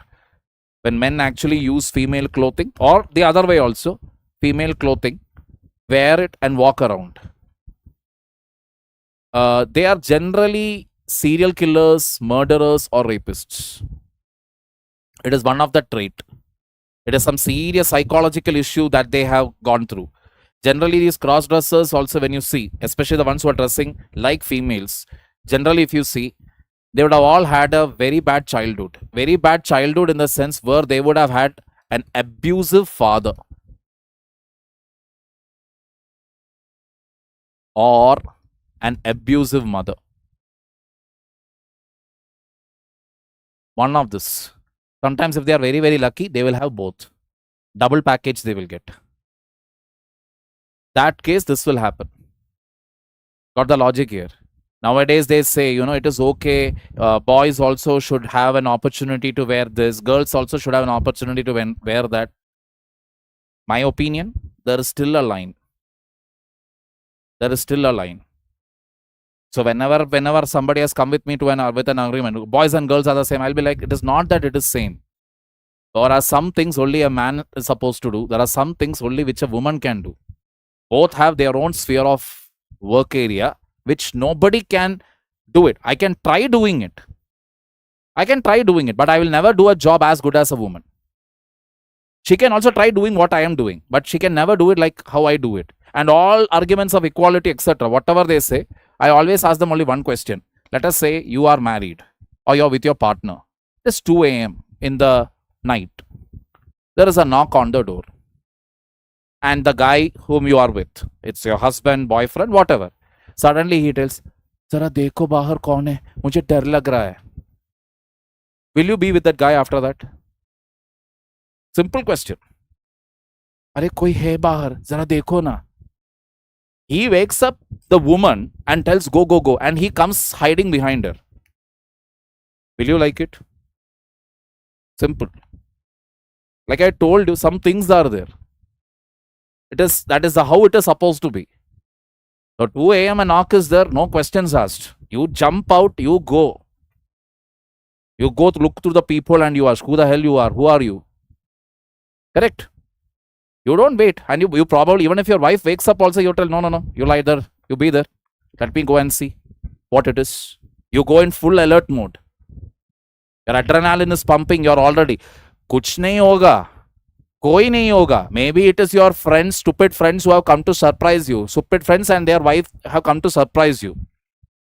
Because it is a Friday night or a Saturday early morning. You're going there with full power ute, tarasu ute. What is it? The biceps which is never there, you try to pump it up and you go there.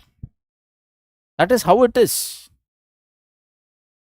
So this question, whenever I ask it to any of my so-called friends who will talk about why this is so discriminatory, I will say, no, it is not discrimination. It has nothing to do with discrimination.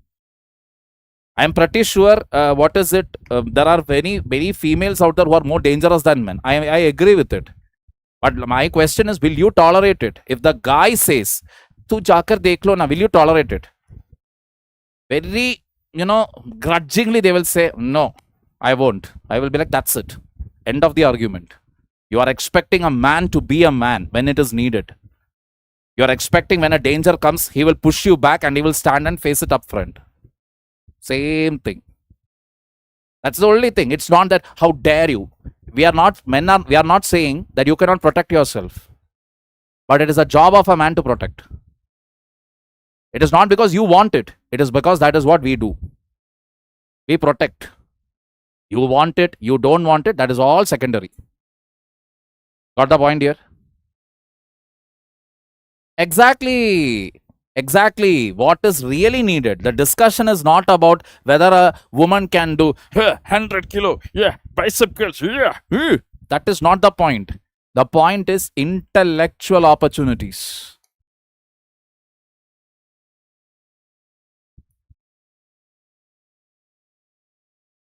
Allow a girl child to be born. Let her go to school. Let her go to college. Let her be financially independent. Let her choose her partner. This is what is needed. That is the point. Now, what if she does that? What if she does that? It is again proven fact that if you are a great father, if you are a very good father, somebody who doesn't drink, doesn't smoke, where your daughter can come and share anything with you, you will automatically set very high benchmarks for her. She will not go behind any altu faltu fellow. Altu faltu, my God. Now, what I meant by altu faltu simply means somebody who is not employed, somebody who does not have any job. That is what it is. That is what I think. Okay, now don't make me viral now. So, point here is, you set a high benchmark, you treat her with respect, etc. She will automatically look for a guy who treats her with respect. She will not go behind anybody who, with that all multicolored hair, driving hardly 50 kilo, driving one Duke bike, no helmet, nothing, where you can count his ribcage basically. She won't go behind such people. You are an abusive father. You yourself will come drinking, smoking, whatever. You are ill-treating your wife improperly, the mother improperly. What happens is, her expectations are very, very low of what a man should be. First person who will propose her, she will say yes. Then the cycle repeats. She is in an abusive relationship. She will give birth to a child. That child will again choose somebody who is like not proper, and that will go on. How do you break the cycle? Is you be the man that you would want your daughter to choose as a partner. That is the only answer. Are you the guy that you will choose for your daughter or for your sister? You answer that question, problem is solved.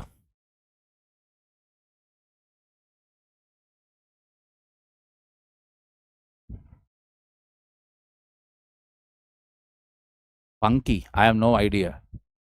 They are just like, we are gay, we are lesbian. I don't know why they say. See, most of us have the same set of problems. We are trying to build our life. We are trying to achieve something in life. We are trying to do that through our hard work. We want respect from the society. More than that, we want respect from our own parents. Like that, we are in that struggle, in that constant state of struggle. Correct. Some people are having too much of free time in their hands. So they try to build it up by seeking attention. Because this one, what you see here, the hard way, like you study, there are challenges, you clear, or maybe you don't clear, then you again start. This is a long drawn out process. It doesn't give you immediate cathartic release, it doesn't give you. But when you say you are a gay, you are a lesbian, you are a XYZ, whatever you say, generally it is what? There is a sense of attention seeking. See, I'm not telling that everybody who is gay or lesbian, they are trying to seek attention. No, absolutely not. But to be very honest, I don't go around saying that I am straight, I am straight. I don't go around. You have a sexual preference, keep it private, right? You do it privately. Some things are there which you can do privately, some things are there which you can do publicly. It is a basic civic sense. So suddenly you get that attention, suddenly you get media coverage, suddenly you get a social media attention. What happens? It is immediate gratification. All the positive hormones, happy hormones are getting released.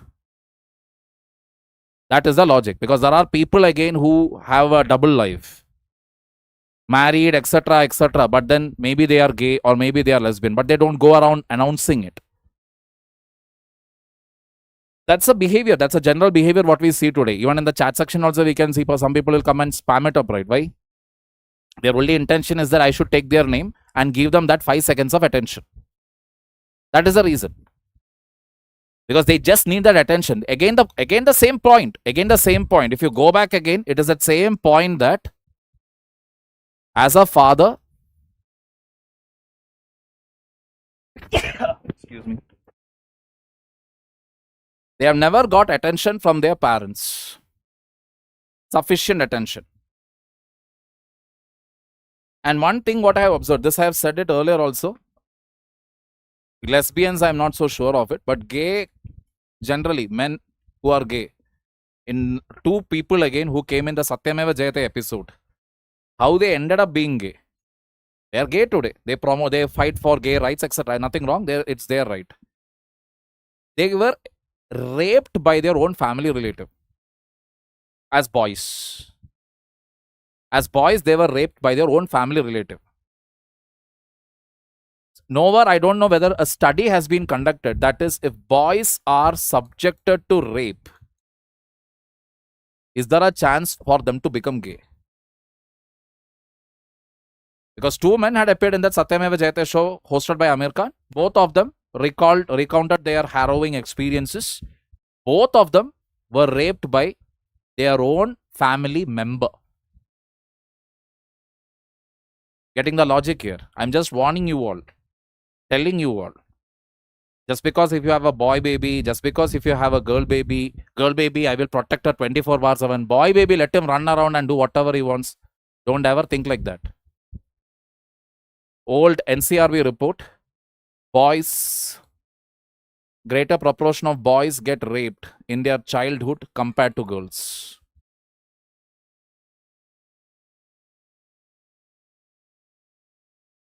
Statistically speaking.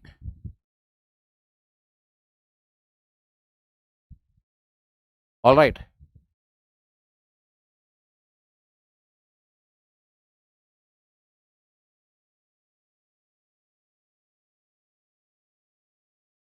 See, ये UPSC में पूछता है क्या?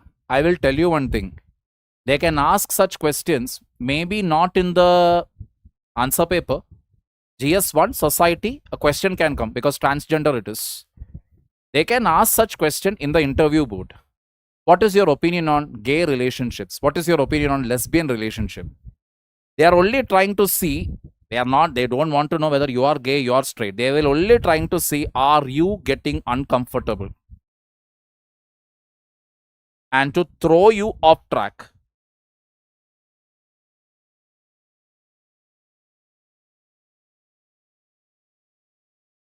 And suddenly when you get this, you will become nervous. What to tell now? Oh my God, I hate this topic. That shouldn't be the case. Idea is to expose it to you so that there you go and you deliver it. There is a probability like this. It is each individual's preference. Ultimately, it is a matter of privacy. Just like how straight people are not going around announcing that they are straight. I think if you're doing it privately somewhere, it shouldn't be a problem. As long as it doesn't infringe on basic civic sense or civil rights of the people, that it does not affect the freedom of another individual, you're free to have any sexual orientation that you want. End of the answer. Don't give the opportunity to the board to see that you're getting uncomfortable or you're getting nervous around that topic.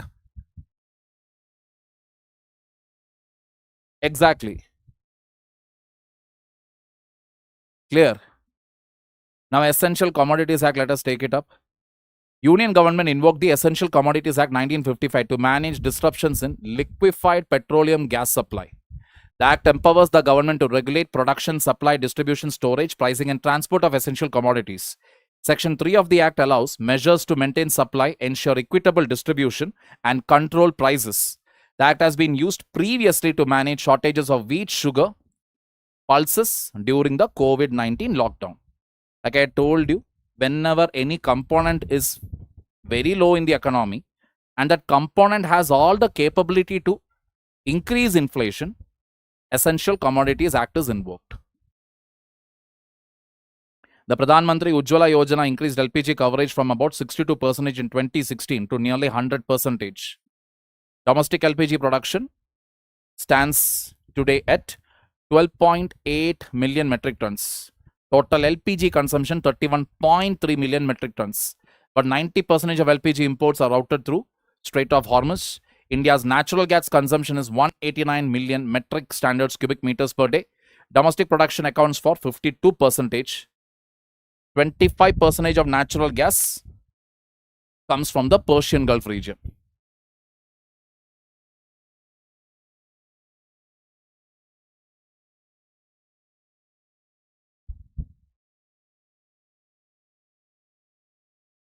Order Rajasthan the attitude to the refineries and petrochemical units. Okay. General points. Domestic LPG production has increased by 25%. Supply gap of 50% still remains to be met through imports. Again, the same thing. This topic simply doesn't end. This overweight topic. 41 million children aged 5 to 19 in India have high BMI, high body mass index, as rightfully said by Raghav Chadha MP. I'm telling you, simply stop taking Coca-Cola products and Pepsi products. Not one component is there in it which is good for the human body. Not one component. It is nothing but chemicals mixed with sugar. That's it. There is not a single component in it. Getting the logic here. So anything where you see Coca-Cola or Pepsi written, by default you must understand, okay, this thing is unhealthy. Don't even bother to consume it. People will say, oh no, sugar is the villain, sugar is the villain. And sometimes they even say it is milk is the villain, etc. Sugar and milk comes later. Much, much, much later. Main villains are these. Anything which is packaged.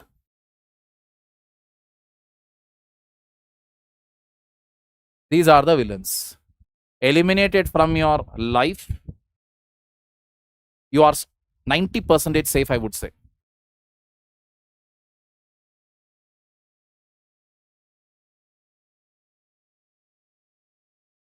You could be fat because Shantanu Verma, because of your lack of protein intake. Protein intake could be a very big reason. I know a lot of vegetarians who are like really chubby. etc. So they keep telling me, you eat so much of non-veg and still you are so slim. Why we eat only veg? Again, that misconception is there. Non-veg means you will put on weight. Not necessary. Not at all necessary. So if you are actually eating meat, etc., or egg at least if you are having, it is impossible to actually put on weight. And the other factors including stress, sleep patterns, what time you are waking up, etc. Simple way to reduce your weight is, like I have told this a countless number of times, wake up at 5 a.m. and at least try to have 2 liters of water per day.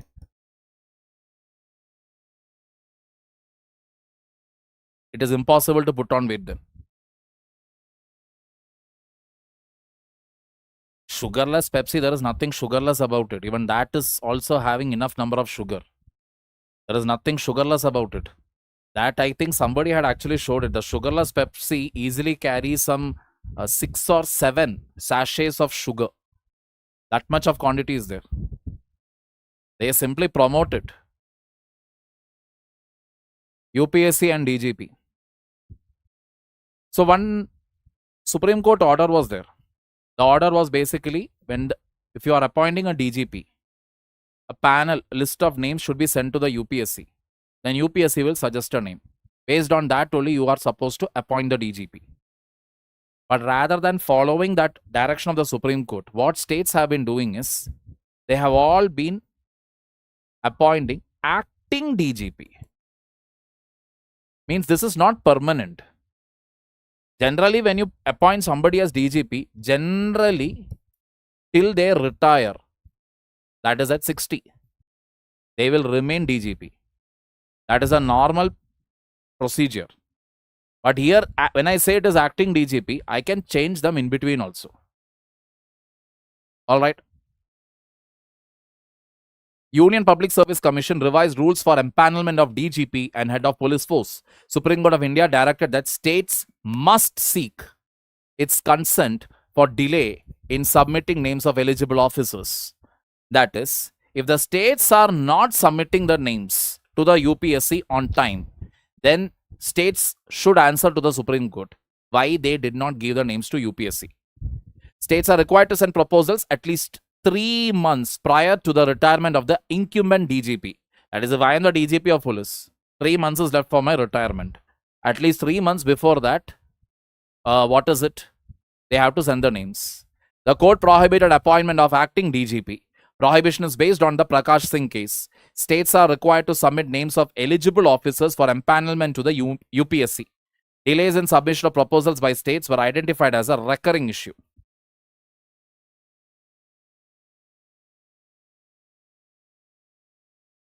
The UPSC sought legal opinion on handling delayed proposals. Attorney General stated that there is no provision allowing continuation of excessive delays in submission. Means what? Even after this ruling, if the states are still not submitting the list to the UPSC on time, then what? Then also nothing. What can the Supreme Court do? Supreme Court cannot come with a stick and ask the Chief Secretary, right? Why didn't you do it on time? No. Nothing can be done there. States must approach the Supreme Court for permission or clarification in case of delays.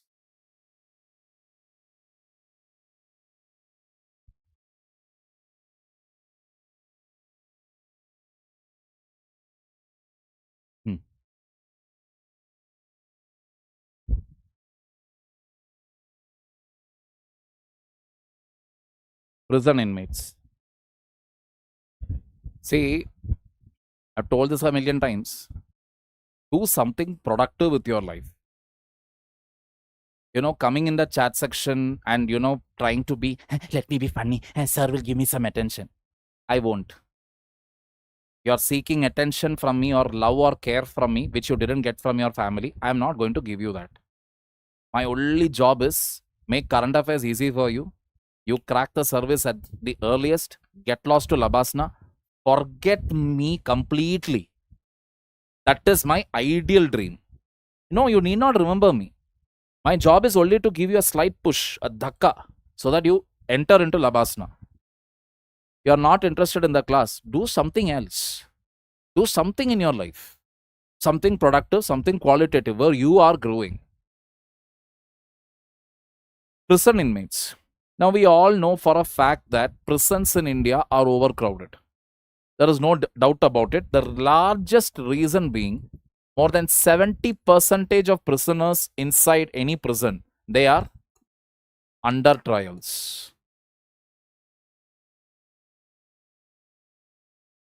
Under trials means what? They have been arrested, maybe for something small. Their case is yet to be taken up in court.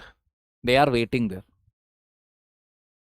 Maybe the maximum punishment that they will get for that case could be 1 year. But these people are already there for 1.5 years. Because the interesting aspect of our criminal justice system is that to arrest and put a person in jail, no need. You took them to court, court gave the order, okay, this person has been remanded or whatever. You put them in jail now. Until a court order comes acquitting them of the crime or telling that, okay, release this person now. Without that court order, you cannot be released. You may have spent the entire time. That is, maybe, let us say, even if a person was punished for 3 years, let us say now trial is over. 3 years is over. It was the punishment. Person has already spent 3.5 years. Can that person be released? Again, no. You need still a court order for it. That is the system what we have. In other words, we have overcrowded prisons. How they show it in the movies, one big cell will be there. 2 people, one in northern sphere, the other in southern hemisphere. That is not how it is. It will be filled with people. You are walking into it, especially the likes of Tihar and all. There is a seniority. Who will get the best place to sleep? Who will get to use the toilet? So rules are there. So toilet, again, one or two toilets will be there, right? The newest person who has come there, it will be his job actually to clean it. All the seniors will go on shit in the toilet. This new person who has come, it will be his job to clean it every time the seniors finished shitting there. Getting the point here? It is beyond your wildest dreams. Beyond what any movie can show. Because that level reality, if you show it in the movies or web series, you can get cancelled only. The censor board will say, yappa, cut that scene off. We cannot watch this. That is the reality. Now, why are we discussing this? Because they basically found out that sexually transmitted diseases like HIV, herpes, HIV, I'm pretty sure you people would have heard, AIDS, this transmission, the cases have started increasing in prison. But they shouldn't be arrested even if the trial is going on without proving them as culprits, right? What? Anya,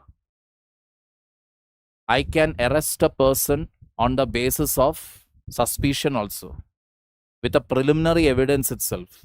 Whether that Arvind Kejriwal, former Chief Minister of Delhi, how many months was he inside jail?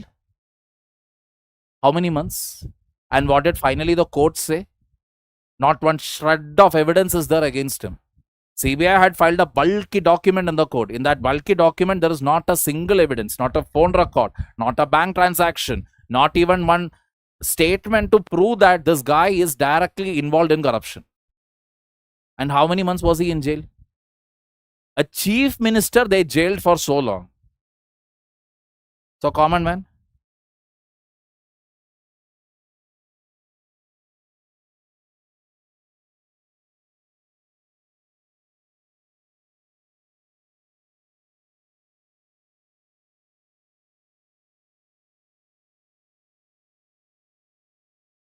Yeah, ragging, you can call it.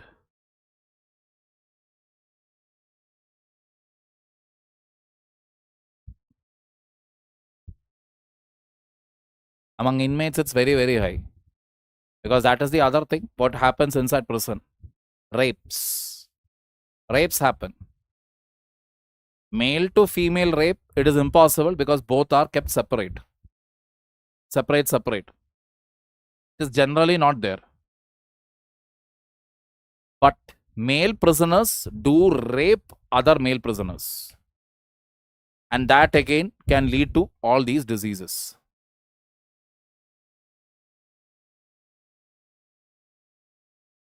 So herpes virus again, it is a lifelong infection causing oral or genital sores.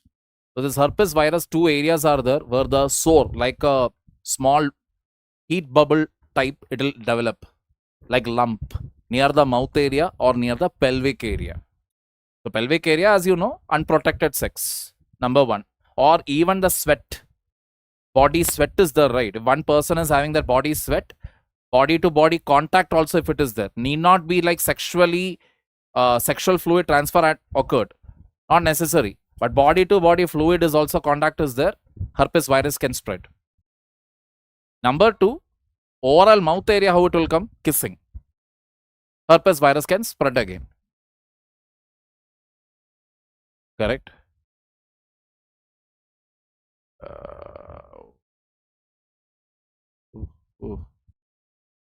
Exactly.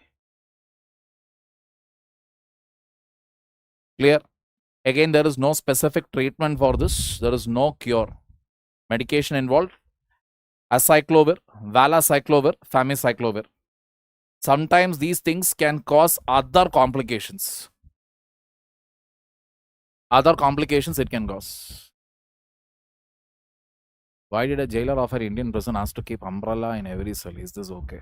I am not aware of that news.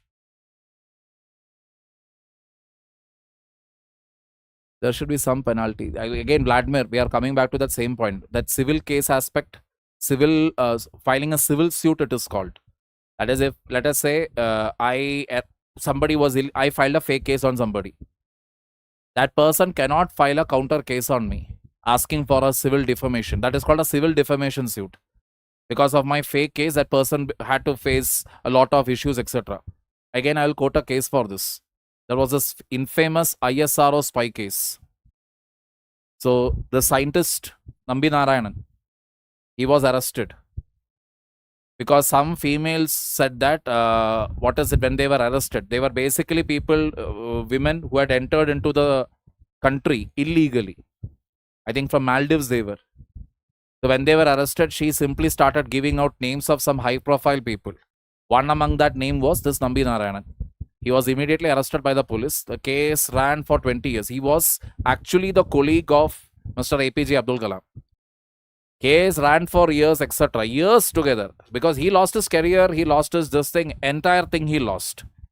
As soon as he stepped outside, in front of the full public, only one cop gave him a slap on his face. At least consider the fact that, okay, he's an ISRO scientist. Let us prove it first. Nothing. Slapped him in front of the public itself. After close to 20 years at least, if my memory serves me right. After 20 years something. So 20 years you lost your career, everything, right? You know what was the compensation awarded according to the Supreme Court? 10 lakh rupees.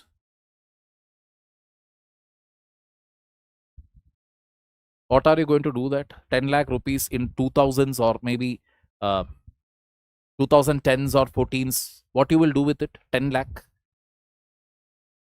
You can't even construct a home. With 10 lakh, you can't. If you're planning to settle in city, maybe in somewhere remote, maybe you will be able to do it. But not in the state of Kerala, it is very difficult. What are you going to do with that? Whereas in US, European Union, etc., if a small bump is there on the road, or you were arrested illegally, first of all, the arresting officer will lose their job. Then the entire police department, they will have a budget, right? From that budget, they will pay out of court settlement $20 million. Depending if for 20 years a person was incarcerated for a crime which they did not commit. Herpes disease is a sexually transmitted disease. After entire Mahabharata, you are asking. It is a sexually transmitted disease. Can spread through kissing, can spread through sexual transmission. It can even spread through sweat.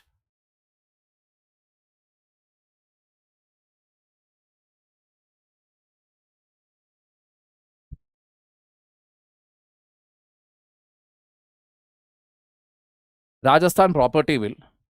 Rajasthan property bill, it is a similar bill to what is already existing in Gujarat. So some areas are there which are communal areas. Communal areas means that areas are actually sensitive to communal riots. So such areas, if you generally see, real estate mafia is there, right? Citing that it is a communal area, real estate mafia will try to grab the land, evict the people from they will come and how they will do brainwash, I will tell you. They'll come and actually talk, through a common front. Why you want to stay in this area? Is this the area where you want your children's future? Just sell it off and go somewhere safe. Why you want to be here? This way they will brainwash people, and slowly, people will move out from that area. Now you get a large plot. You construct whatever building you want. You get your own family, your own friends, your own relatives. Slowly change the demography of that area. So Rajasthan basically bought a property bill whereby which it's a bill still passed in the Rajasthan Assembly, but we should see whether it will get precedence assent or whether it will be challenged in the court, etc. So now the thing is, in such areas, basically, if you are going to do a property sale, you have to get the magistrate's clearance there. That means the collector. District magistrate should be aware of it. If district magistrate is not informed of such a sale happening, then that whole sale is invalid. Magistrate has to ensure that whatever sale of property is happening, it is according to fair market price. What is the current market value? According to that only the property is being sold. Okay.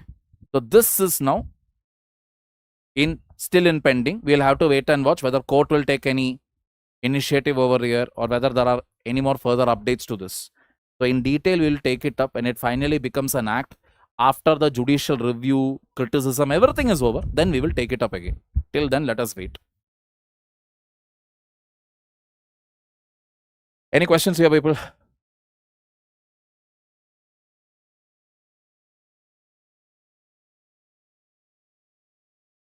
Shantanu, court cannot give more settlement because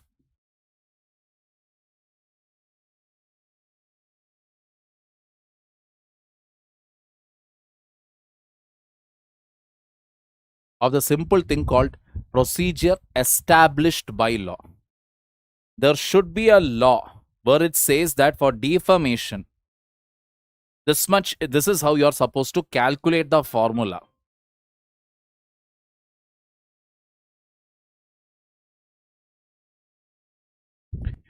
This is the formula. This is how you calculate the amount of money that needs to be given in the case of defamation. We don't have any such formula. There is no such formula at all. Got the point here? We only have it for a certain extent. We only have it for road accident compensation. Person dies, then the person, whoever is responsible for that accident, pays a compensation to the victim's family. So there is no formula as such for what? For this.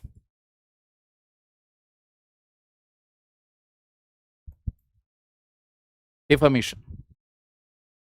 This is out of court's own interest. Courts can give it. Courts can say, this much amount. Beyond that, you cannot do it. That is the point. Because this, the other side of it, I will tell you. The other side of it is, at the drop of a hat, now everybody will go and file a defamation case. Especially in a country like India. This person said this word. It hurt me. It is a defamation for me. Okay. I am feeling hurt. Ask this person to pay me 50,000 rupees. What constitutes defamation? To prove defamation and then to fix an amount for it, that is never easy. That is the reason. Clear? Absolutely. See, district collector, let me tell you, as a district collector, where your main power comes in? It is to basically settle the land disputes. Civil cases largely. Criminal cases will be handled by the SP. But with regard to land, the division of it or the settlement of it, the property disputes, etc., that is where you will be interacting with public. There will be 30-year-old case, 50-year-old case. One look at the few documents and you will be like, hello, these are all fake. You're mad or what? I can put a case on you right now. Or else You don't want it, you better sort it out with your family members and end of it. I don't want to hear this nonsense again. They'll be like, ha, ma'am, sir. Ha, madam. Whatever you say. Okay, sir. Whatever you say. That is where real public interaction happens. Otherwise, generally, there is no need for you to interact with the public, right? Maybe road connection, water connection. That is this. Okay, approve it and send it off. Really, where you can absolutely do justice is this area. Clear? Who else will you put in frame there? Vladimir Putin. Who else? Who else will you trust in that position to be completely neutral and take a decision? Because going by the current cadre allocation policy, now I can assure you in the future, in the next few years, 90% of districts easily will have an outsider as the IAS officer there. 90%. Most of the districts will end up having. So there will be, तुम नहीं जानते हैं हम इसके ये है उसके वो है. Whoever you are, what do I care? You do whatever you want, man. Get lost. Correct. See, when I am not at all aware of who this bada party is, why do I care? Ignorance is bliss. For government also it is easy because they know it very well that I am not going to be swayed by the local politics or local this or that. They want somebody there who will take decisions completely neutrally. I can take it because I'm immune. I'm immune to the local social conditioning or customs. And because I am completely immune, people will actually support me. जनता का public का support भी है. That is the beauty. Not necessary, Vladimir. That is, see, Vladimir, you are actually cutting the branch of the tree on which you are sitting. You yourself are going to be an IAS officer who will be handling all these cases. That is all left to the person's ability. There are countless IAS officers who actually, and generally I would tell you, right, generally when people work as IAS officers, district collectors, they actually perform really well because those are the best days of their career. They will be like very rough and tough. They'll be like, no, I have to do this. Still borderline idealistic, borderline, you know, power ute, taras ute, singam, dabang, everything rolled in one. So generally they will do a good job. So, trust me, this country is still running because of such officers. That is the reason. It is not the politicians. It is not even the society that is keeping this country going. This country is moving ahead only because of such IAS officers who are not there in social media. They'll do their job. They'll be like, I don't want any fame. I don't want anything. Let me do my job. Clear off.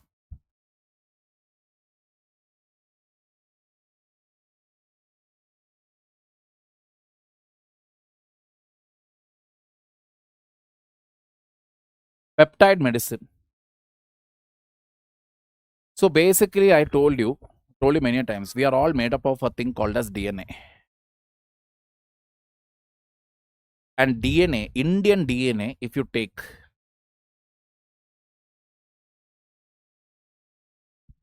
you will find a lot of similarities. Some common problems also you will find. So if I develop a medicine, okay,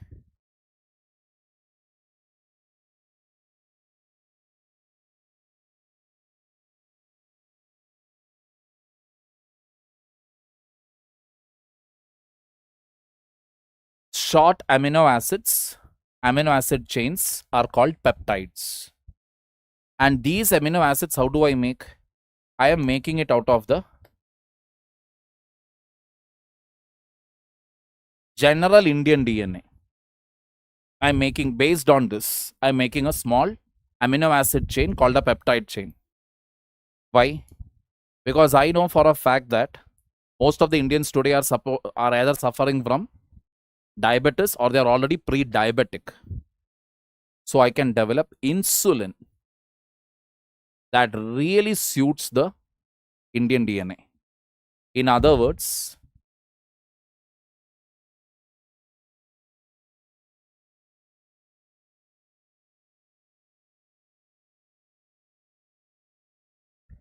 customized Medicare.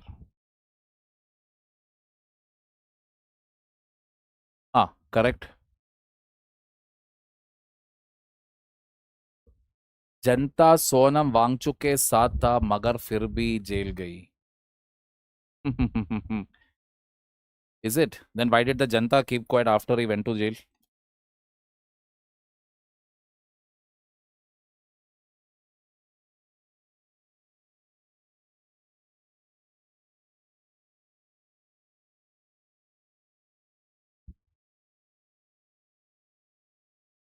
All right. So the insulin what you will make finally will be absolutely suitable for Indian DNA, where you will have very less side effects or reactions. So this is the latest thing that is developing now. Okay, in India it is still catching up only, but as in USA now, FDA has been giving approvals to at least all the approvals that FDA is giving. FDA, which is just similar to our Food and Safety Standards Authority of India, similar to this. So whatever approvals are given by FDA for medicines, in that at least more than 10% of those medicines in a year, they are these peptide medicines. More personalized, more oriented. But obviously there is a other side to it. What is that other side? You can make it even for what? Customization to any extent. Hormone injections, increasing the strength, recovery, more beauty, all of that also can happen with it.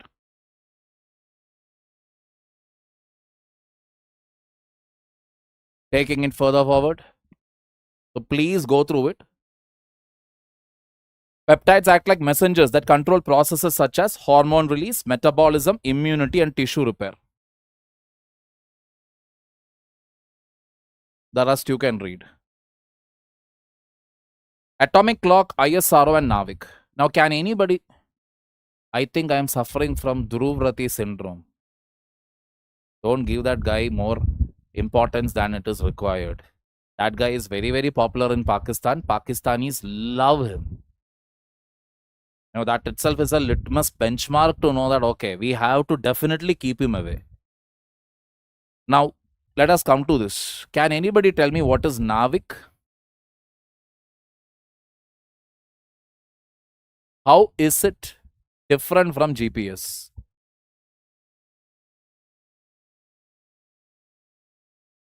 Yes, Parag Goswami, tell me what is your query?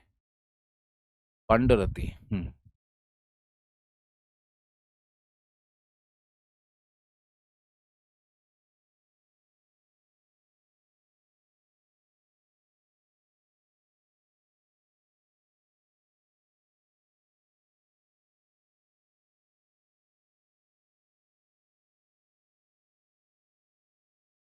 Navy Army.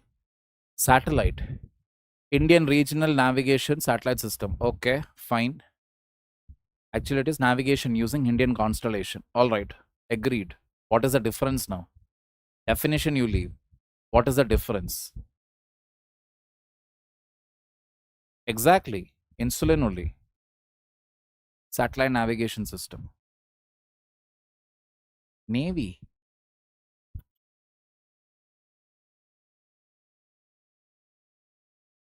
Launched in geostationary orbit. Okay. Okay. Developed by ISRO. Okay. Anula Nagariya. Navic is regional. GPS is global. Okay. आगे. अभी वहां पर जाकर I cannot actually sit and do scrolling. Repeat your question again, Shantanu Verma. Navic Indian GPS USA. आगे.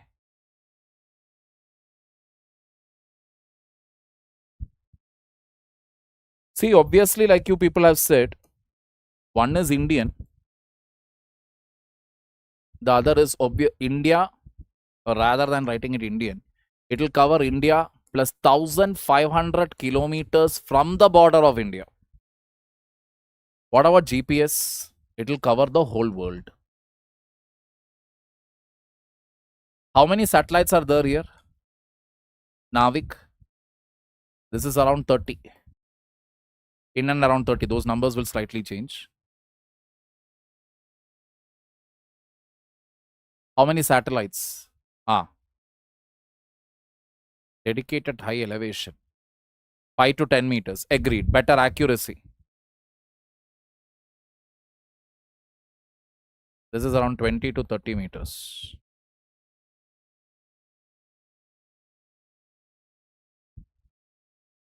How many satellites for Navic?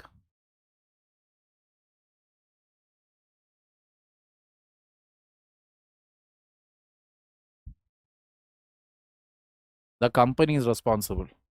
7 satellites. Very good. 7 satellites. 4 7. 3 in the, I'm not sure exactly.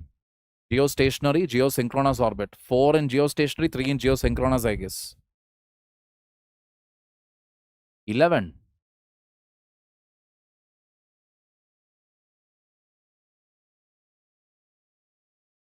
8. 1, 2, 3, 4.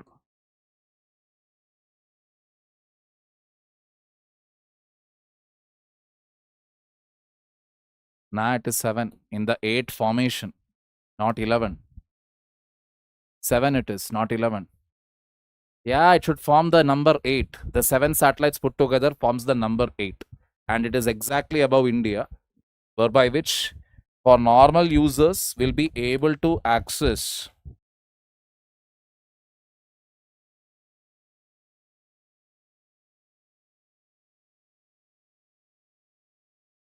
within India, they will be able to access.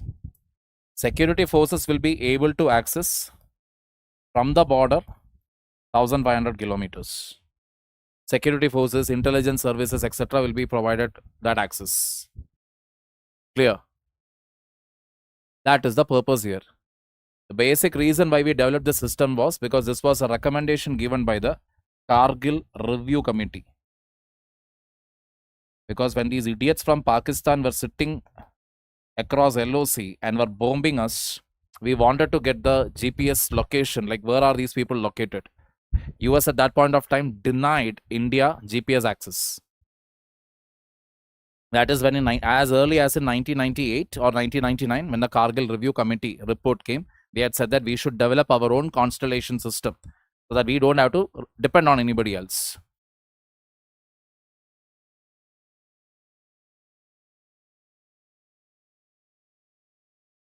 Four will be on emergency. Okay, I'm not aware of that. I'll cross-check it and I'll see it. Because when I used to teach science and tech, it was actually 7 at that point of time. So you're telling 4 is there in emergency mode. Chalo.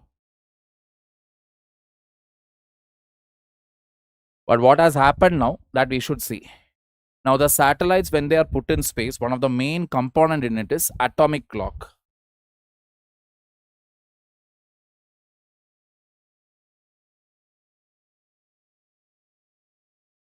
They are like high precision instruments they are. So normally when we say the time, say for example, now the time is 9:16 p.m. Correct? That is enough for us because we know, okay, maximum another 14 more minutes he will teach, then the class will get over. That's enough for us. But for a satellite that is placed in geostationary orbit, it should be in perfect sync with the other satellites, which should again be in sync with the ground station. So what is required? 9:16, 34 seconds, then 10 millisecond. To that level, I need accuracy. And the same time should be displayed in all the satellites. Only if all the satellites in perfect sync like that, only then my Navic will be able to give me the correct location. Otherwise, it will keep changing. It will give a lot of error. Got the point here? Now, these atomic clocks, we had actually given the contract to a Swiss company to provide us with the atomic clock. Almost all those clocks have stopped working. They have all stopped working because of a technical error. We are not the only Bakra here.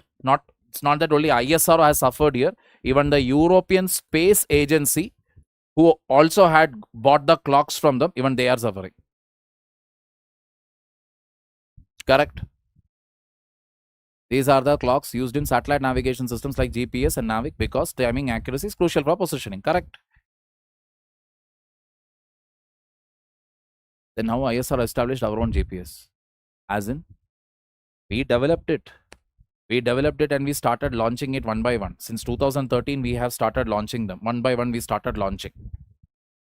But then what has happened now is, now most of these atomic clocks have stopped working. Got the logic here?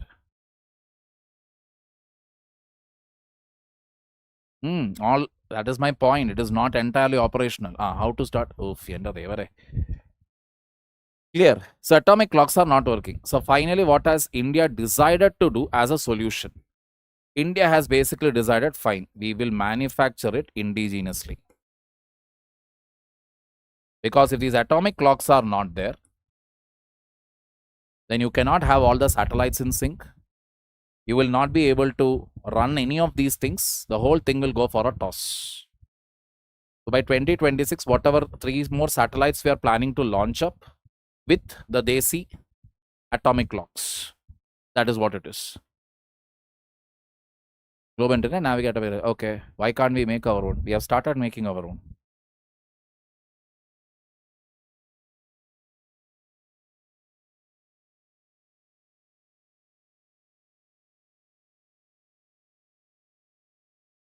Atomic clocks are basically the rubidium atomic clocks. Rubidium atoms to keep very accurate time. ISRO plans to launch at least 3 more satellites by the end of 2026 to replace the old and non-working ones. Melanoma and cholesterol. Any doubts here?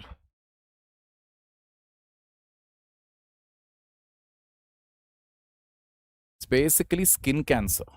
Melanoma.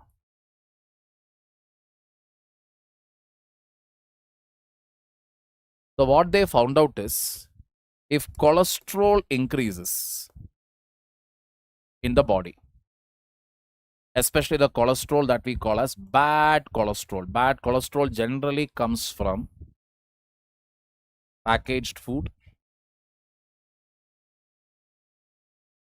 trans fat food, saturated. Basically, chips, biscuit, pastry, pizza, burger, mayonnaise, ketchup, cola, Pepsi, all these components, you will find it inside that. Now, just because you consume this doesn't mean that you will immediately get a bad cholesterol. Not necessary. Because in some place, what they did was that they started this exercise program for a guy who was basically sitting in office throughout. They put him on a diet of pizza, like everything. You eat everything, but you exercise. And within 2-3 months, they found out that his cholesterol level, his body fat level, everything had dropped down, even though he was eating pizza or these so-called junk food. So bottom line, everybody is telling today is sedentary lifestyle with junk food. It is a recipe for disaster. Now we saw body weight increase, body mass issue, obesity. But what is the link between melanoma and cholesterol is, when you keep having this junk and jamad food, junk and jamad is a local usage here. Okay. In what is it? Kerala, Tamil Nadu, some areas we say it, junk jamad. Jamad it is. It doesn't have any meaning. Trust me, it doesn't have any meaning. It is just a word. Doesn't have any meaning at all. Okay. So that you take in. And then automatically what happens? Your bad cholesterol will increase. This will start depositing around the nucleus of your cell, which will lead to what? Making it squishy, soft. This will actually trigger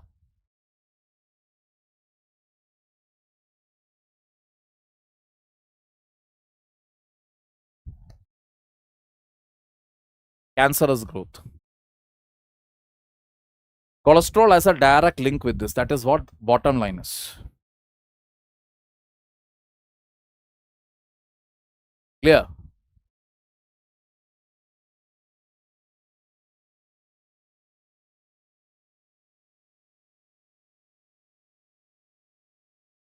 See, brother, I agree. But in that, like you said, I was asking about operational satellites.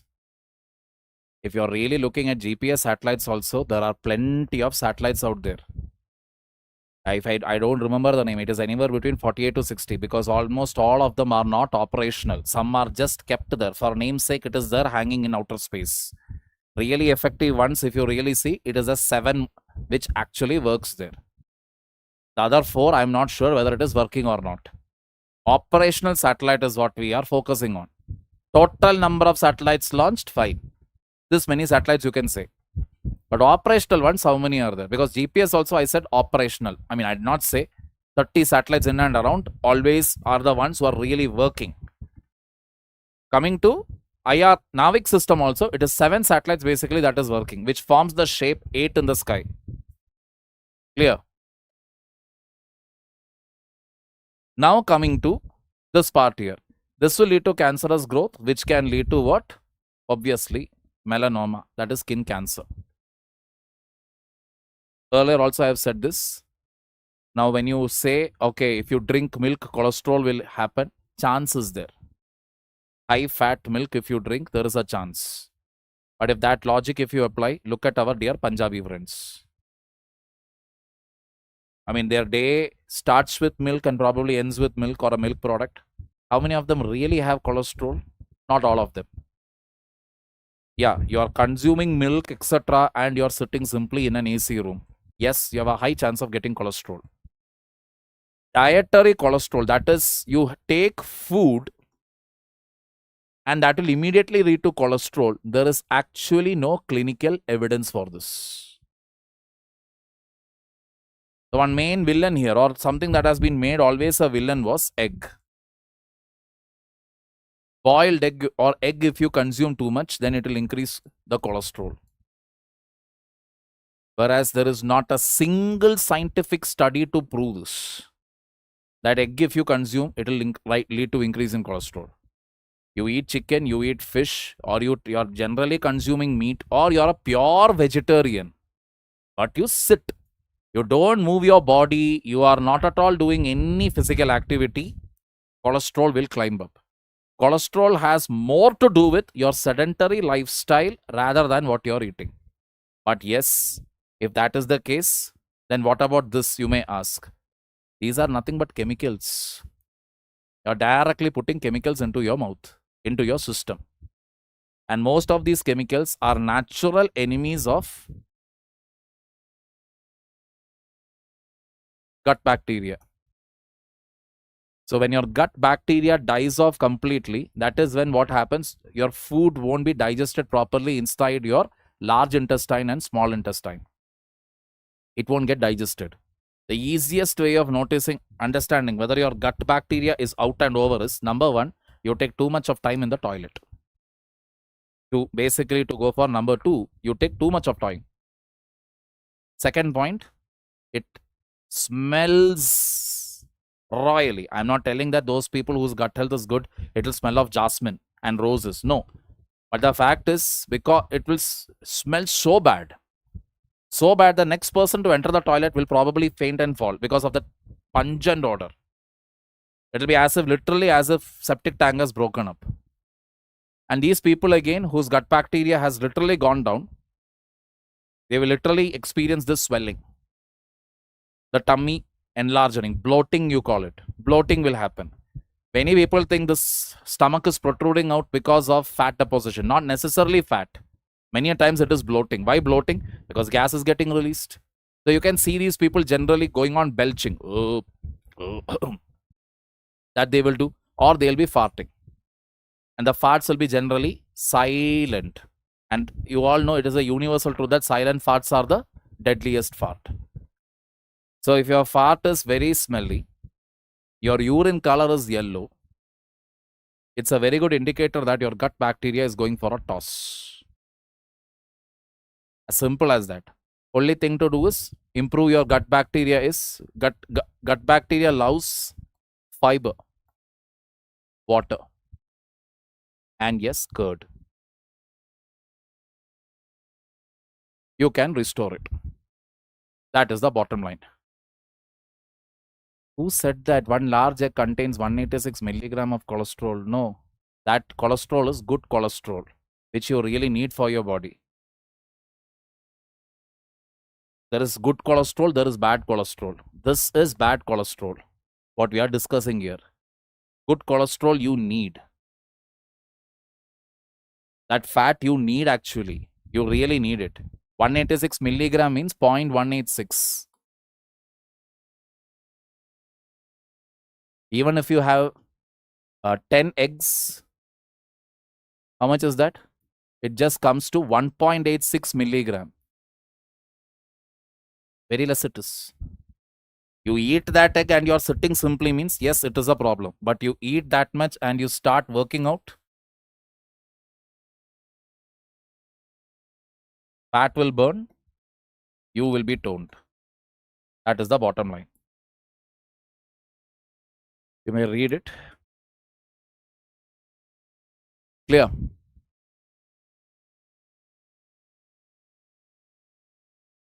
Yellow urine and gut bacteria, there is no direct relation. But generally, if your water intake is insufficient, gut bacteria also won't be, your intestinal health also won't be in order. That much I have seen from a personal experience. Your gut health has got something to do with your water intake also. Water intake. Because why water intake again is because these things, whatever you have eaten,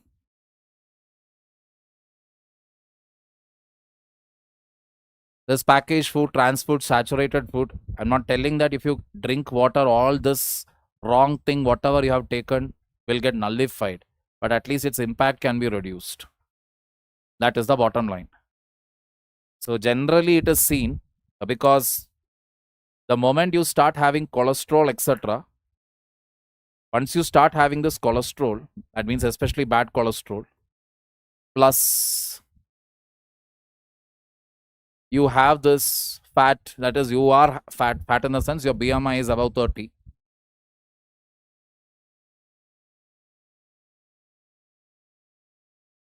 Your kidney, your liver, one of this is going to suffer.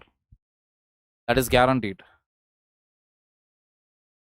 One of this will ultimately suffer. Generally, people will say, yes, it is liver because fatty liver everybody is aware of. But kidney also goes for a toss. Clear?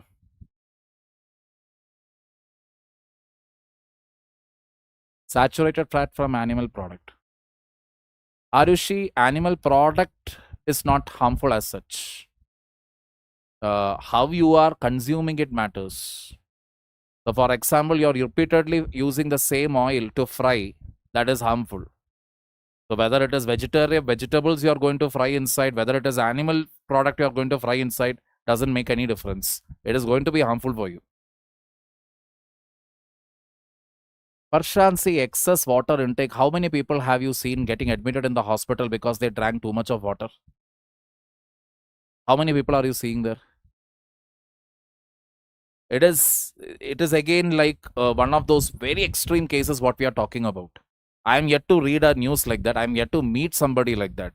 But I have seen people who smoke or who take alcohol, or again who take, if not these two, Pepsi, Coke, etc., them getting hospitalized. I'm yet to meet somebody who has got hospitalized because they drink water.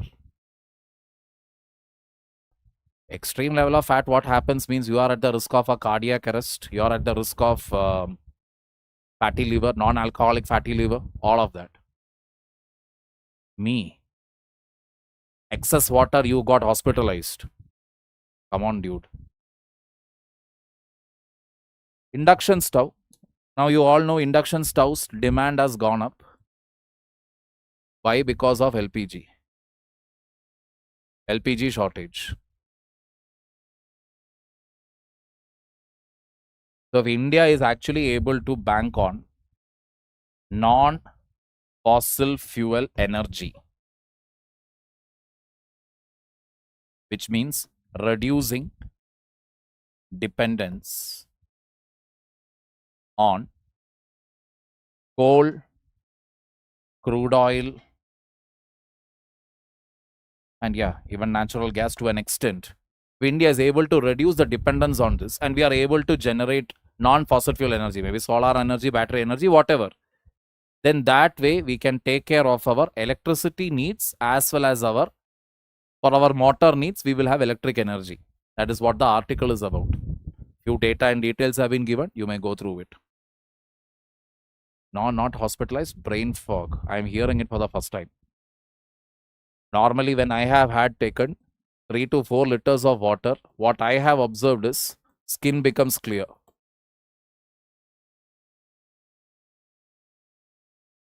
Skin diseases also less. Good hair. This is what I have seen. And whenever I go for that 3 to 4 liters, how I manage to do it is no tea, no coffee. Compensated all of that with water, just by drinking water. So that time, this is what I have noticed. And more energy, that is the most important point. Your energy levels will actually be very, very high. You will not feel tired throughout the day. You won't feel. You will sleep properly. You will wake up properly. You will not feel tired throughout the day. Even in evening also, you will be very energetic.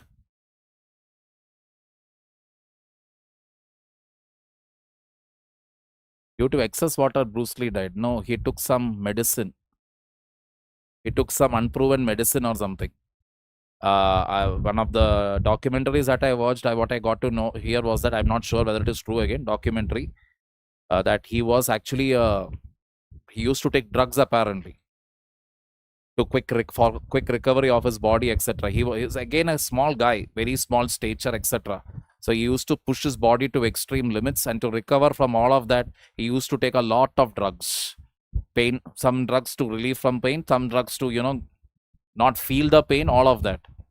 So all that cocktail, etc. was there in his body, and that led to some side effect or reaction, and he passed away.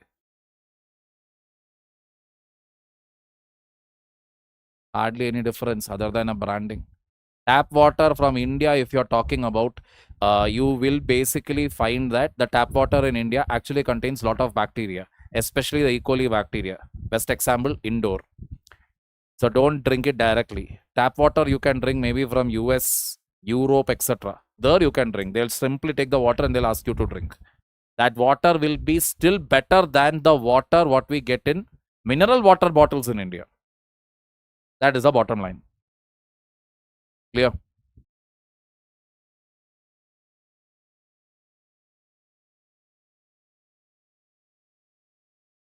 Okay, 9:36. Strait of Hormuz crisis. So this crisis again, I have kept the names of the islands, etc. separately. Kharg Island, Strait of Hormuz, Persian Gulf, Gulf of Oman. What is the issue here? Bab el-Mandeb, Suez Canal. I want you people to mark it in the atlas. Baghdad, Fujairah, Muscat, Kuwait, Dubai, Minab,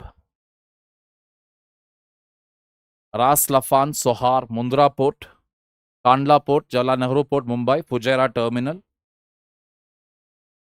This is just for your information only. Need not study this. Like, this was the current affair basically.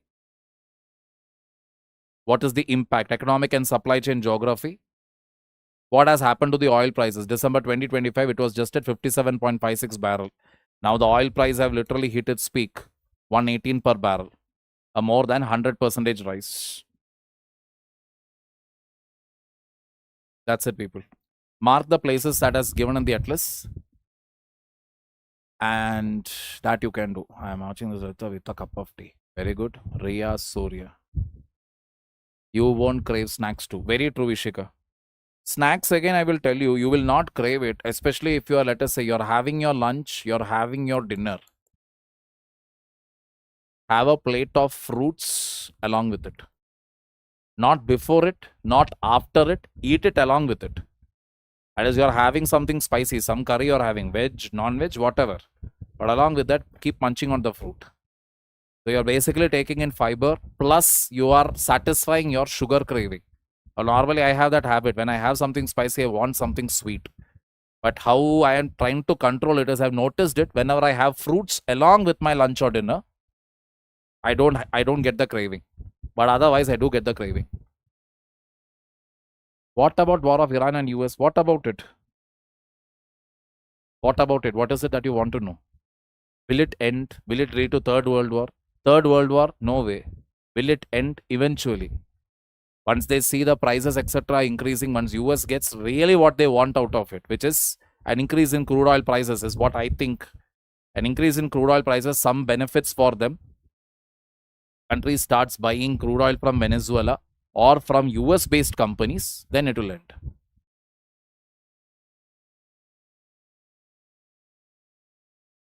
Starches, as in, I didn't understand. Common people food dishes aren't fibrous. Why don't you people eat, let us say, any vegetable? Carrot, bindi,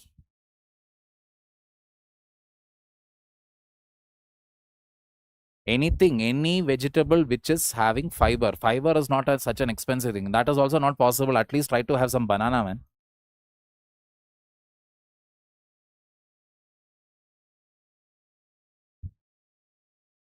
Workout will only improve your overall digestive system, metabolic system, etc. For improving the gut bacteria health, like I told you, have curd, have fiber, drink water.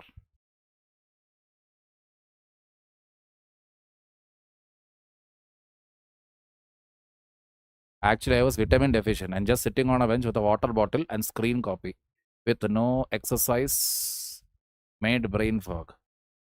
That is the point. That is what I was thinking. With drinking water alone, how will you have it? See, water was not the real reason. The real reason was your vitamin D deficiency. And the fact that you are not actually exercising or you are not doing something constructive with your body. Stretch marks. Stretch marks will be there, obviously, right? Even I am having it. When you put on, when you reduce, you will get stretch marks. That is not a big deal. Israel and Palestine war. That was there before I was born. That will be there even after I am gone. As simple as that. Link of gold prices with Iran USA war. Because obviously I will not invest in USA now. US bonds now. Because it is unsafe. We don't know whether US will be attacked or I don't know. When I'm not sure about any investment options around the world, the closest, safest investment option is gold. But because gold prices are also very high now, the next thing that I'll go for is silver. Obviously, gold prices are also increasing. Silver prices are also increasing. Yes, I am from the state of Kerala. Cucumber, I am not so sure about cucumber's fiber content, to be very honest. I have heard some people telling that cucumber really doesn't. Cucumber, again, if you should eat it with the green covering. Many people remove that and then just have that plain thing. That actually does not contain that much of fiber.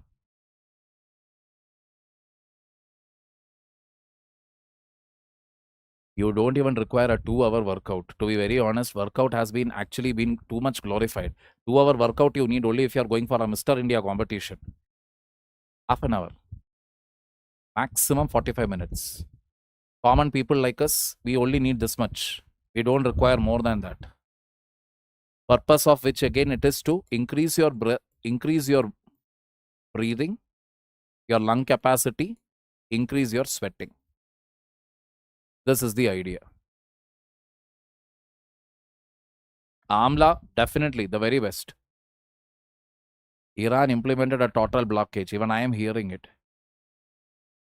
The Iran implemented total blockage represents issues regards to nationality transition. How do you think? Is it true or false? I am not sure. Let me read the news. I have told this earlier also. Please don't follow this pin to pin update of international events or even polity events. That is only going to take away your energy. If it is really going to happen, let it happen.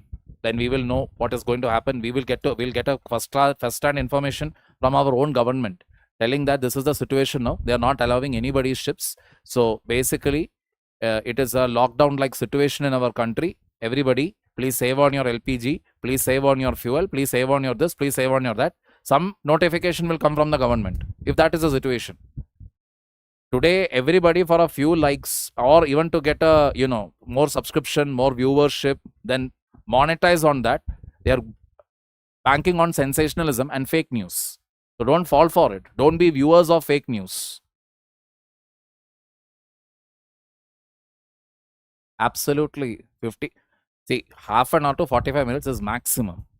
15 to 20 minutes, fine. Whatever. The point is move your body. Yeah, you can try UPSC with MSc.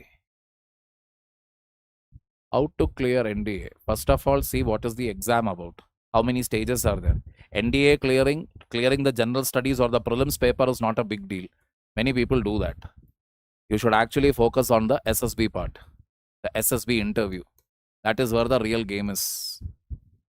Prelims, it is nothing but basically GS, logical reasoning, and a little bit of current affairs. Go through the previous year question paper to know which are the important topics and start preparing them accordingly. Next class, yes, we will be having one on Wednesday also. Wednesday.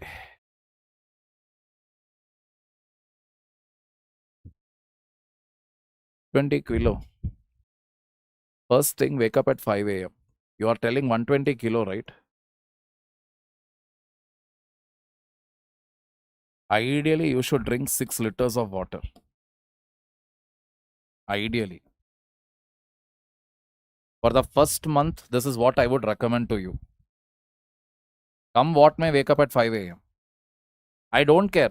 I'm not asking you to study. You wake up and if you want, you sit and watch a web series. I don't care. But wake up at 5 a.m. Even before you brush your teeth, have a big glass of hot water. And at least try to, not that from tomorrow you will start drinking 6 liters. No. First you slowly bring it to, if you're currently drinking 1, make it 2. Then make it 2.5, 3, 3.5, 4. Within 1 month, you'll probably see anywhere between, or 1 month, 1 month is a little too much, but let us say 40 days. Within 40 days, you're going to see at least a drop of 2.5 to 4 kilo. This you will see. I'm not joking. Without even exercising, you will see this drop. Got the point here? And start eating on time.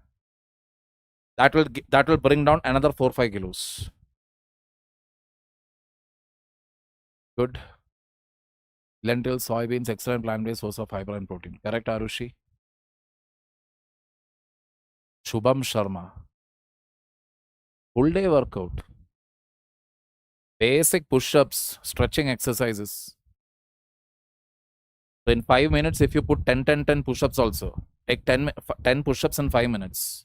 Half an hour, you will be able to put 60 push-ups. Your breathing will increase, your literal body will be pumping.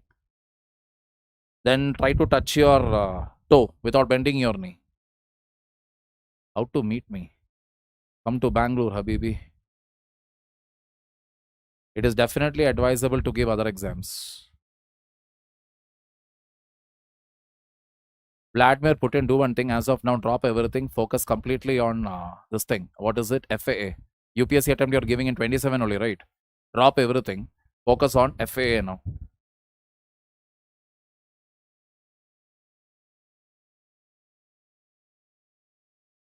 There is no severe LPG shortage. See, there are idiots in this country who have created an unnecessary panic. Panic is the reason.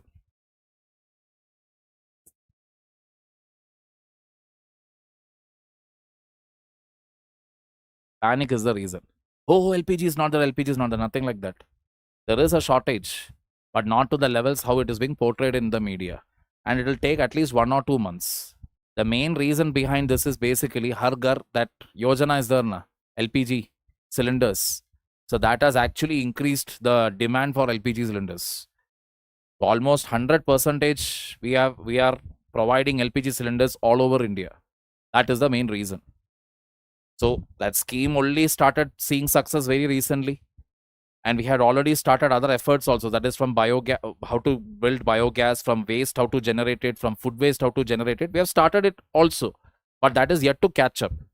So now we are trying to put pressure everywhere, to the states, to the cities, to the municipalities, to the panchayats. We are actually pushing the whole idea that, to generate biogas and utilize that. So it will take some time. It is not that, oh my God, there is no gas, kal se kya karenge? There is nothing like that. Nice muscles, sir. Nothing, everything gone.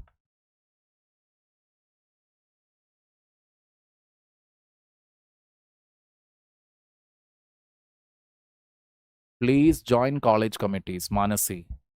See, people have this very misconstrued conception. UPSC means only sit inside four walls. College, school, you should use it as a playground to build your personality. Personality will not come with sitting inside four walls. When you're inside college committees, you learn to handle people. You meet people, you talk with them, you find solution. You are always thinking of solution and how to solve things. That is the bottom line.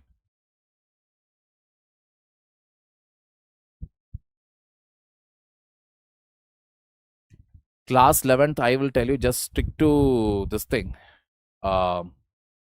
Stick to your my current affair classes right now. 11th and 12th means just go by the current affairs. If you are in school still, just go by the current affairs. And do your school days well. Like I told you here, please take part in all the activities, sports, extracurricular, everything. That is what will build your personality. KPSC, PSI exam. PSI, sub-inspector. Previous year question and the physical test. Whatever is the physical test criteria. Clear that. Once in 6 months, it is fine. I mean, there are people who drink it. Even I drink it also. See, it is very addictive. So when I drink it, I know. Say, for example, now around 4 weeks ago, I think I drank it once. Then when I was about to order it a second time, my wife was like, no, you had it 4 weeks ago. No more Sprite for you. So then I went and prepared a lemon tea and I had it. So the more you stay away from it, the better. I have reduced it a lot. Drastically, I have reduced it. There was a time where maybe weekly, at least 4 or 5 times I used to have it. Especially this summer season, we are tempted to have it. Sprite, Coca-Cola, etc.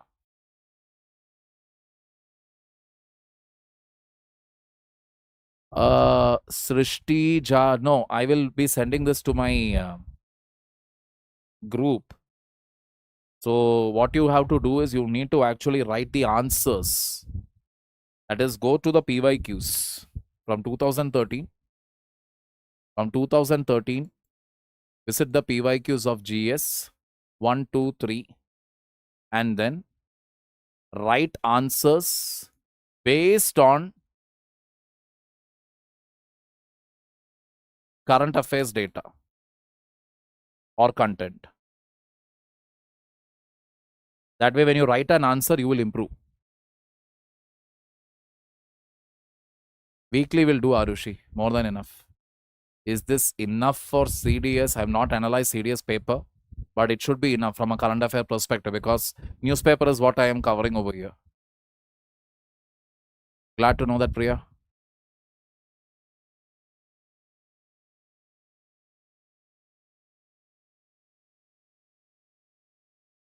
I have not read Dainik Bhaskar. Hindu is a good paper when it comes to content, but the only problem is it is very, very anti-government it is. So when you read the Hindu, the problem is you will by default, you will develop a opinion against the government, which is not good. You can see, which is not good. I will tell you the reason also. You are ultimately going to work for the government. And these days, everything is being tracked. So you share a content, you share a meme, you even share a video which is not entirely true about the government. Constructive criticism, I don't think, which is factually valid, should be a problem. But generally what happens is when you keep reading such news, even your Instagram feed, everything will align with whatever news you try to follow. That will look very bad on you. Already the Instagram feeds, etc., Instagram profile, your Facebook profile, these are all under the radar. Government's radar. So too critical you are, or you are an activist type of a personality, why will I even hire you? Why do I want that? I want somebody who will actually follow my orders, who will not question me. That is what even a state government wants, even a central government wants. There is no difference there when it comes to Congress or BJP. They only want people who will go and execute, get the job done, not an activist. So Hindu, that is the only problem. So Hindu, whenever you read it, take it with a pinch of salt. Hindu will say, oh, barbad ho gayi, lut gayi, oh, ha, hoo, ha. They will cry for everything. It is not that we are into a dictatorship. And it is not that we are again having a bed full of roses and sunshine. Somehow the country is going forward. Okay, that's it. Indian Express, sometimes factual errors are there and language is not good. Indian Express language, sometimes you will see that so much of grammatical errors are there. Sentence structuring also sometimes can be confusing. Hindus is on another level. Indian Express this extreme, Hindu is the other extreme. Hindu, literally for every sentence you will probably have to sit with a dictionary.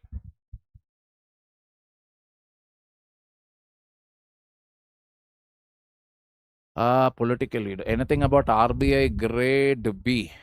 How to improve consistency? Mrinalini, few things. I would suggest you a book again. Try reading this book, Atomic Habits. It is not easy to follow. Let me be honest again. Atomic Habits basically tells that it is the small things that eventually matter. So, for example, you should have a place to study, place to eat, a place to work out, and again, a place to sleep, a place for entertainment. All this should be separate places. Consistency starts with that, because that place should be associated with what? Okay, this is where I am. Now this is what I'm going to do. Whereas today's generation, what has happened is there is no clear delineation. There is no segregation at all. Where we are sitting and studying, sometimes there only we will eat, there only we will work out, there only we will sleep, there only we will sit with a phone. Separate it out. And again, like I've told it a countless number of times, sleep every day at the same time. Eat every day at the same time. Manage those two, the rest will fall in place. RBI grade B.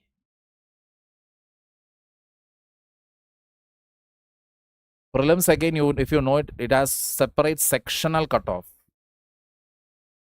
That is, you're supposed to score a minimum score for logical reasoning, general awareness, etc. Once you clear that, that is when the next real headache starts. Because for the mains exam, you're supposed to choose a optional subject. There is an optional subject there that you are supposed to choose. So that optional you have to be careful about. Now that is what ruined my attempt. I cleared RBI grade B prelims but couldn't crack the mains, because back then I think only economics was there and one other subject was there. So when I chose economics, what happened was that I was thinking, economics is my favorite subject, I can do it. With the UPSC background, I was thinking.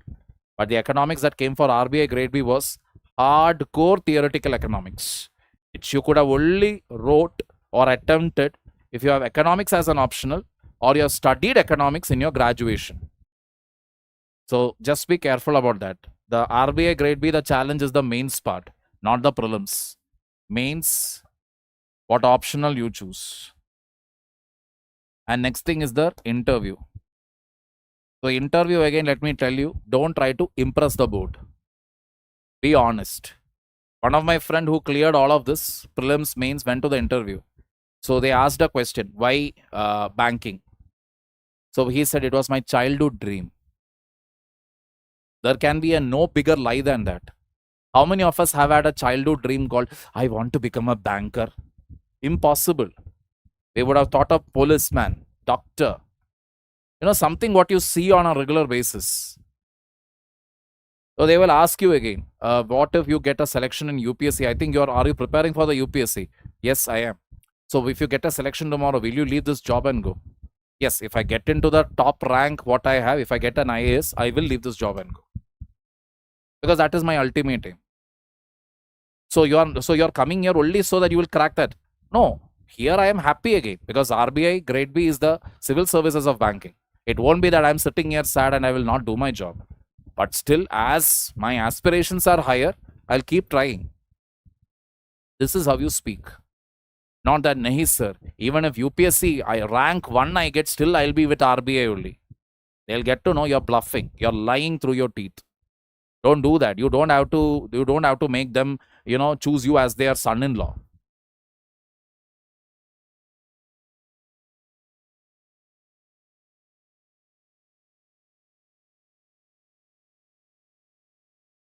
Dhruv Rathi is better than current opposition. I don't know about Dhruv Rathi's 1 or 2 content I saw, and I could see that devoid of facts and devoid of material. So he is also with his own agenda. And there is a section of population in our country who actually laps up to his content. And interestingly, what I am seeing these days is, if he says don't do something, it is exact opposite that is happening. Dhurandhar probably would have, it would have become a hit movie. But many people actually went and watched the movie only because Dhruv Rathi told not to watch it. इसने कहा है तो जरूर मैं जा रहा हूँ वो मूवी देखने के लिए. That I can see as a trend is developing. Many people are sitting and watching. Oh, ये अभी क्या कह रहा है? Oh, ये इसने ऐसा कह दिया तो मैं इसका दूसरा करने जा रहा हूँ. So by that logic again, I don't think he is worthy of an opposition. Actually, what Geo Studios and Ranveer Singh as well as Mr. Aditya, the director of Dhurandhar, should be doing is share a percentage of profit with Mr. Dhruv Rathi, because he also has contributed towards that movie's humongous success. Welcome to UPSC, brother Vishwas. That is how it is. You have to manage it. No other go. You have decided to enter into this UPSC field, so you can basically find out there will be topics where you don't have to spend extra time. Like especially GS section, you will be able to get. But the other part, the maths part, etc., that is where you have to look into. That depends upon your preference. With foundation course, how to manage optional. Pranalini, let me tell you, when I was in studying in Delhi, my optional classes used to start at 7 a.m. in the morning.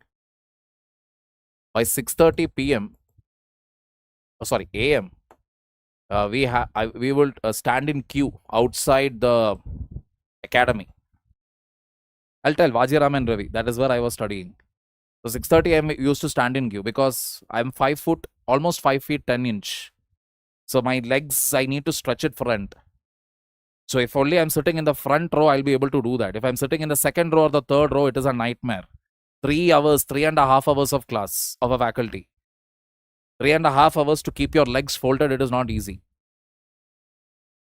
Then the GS subjects. Afternoon, the CSAT. I remember CSAT classes, even after drinking 2 cups of tea, I used to, be very drowsy.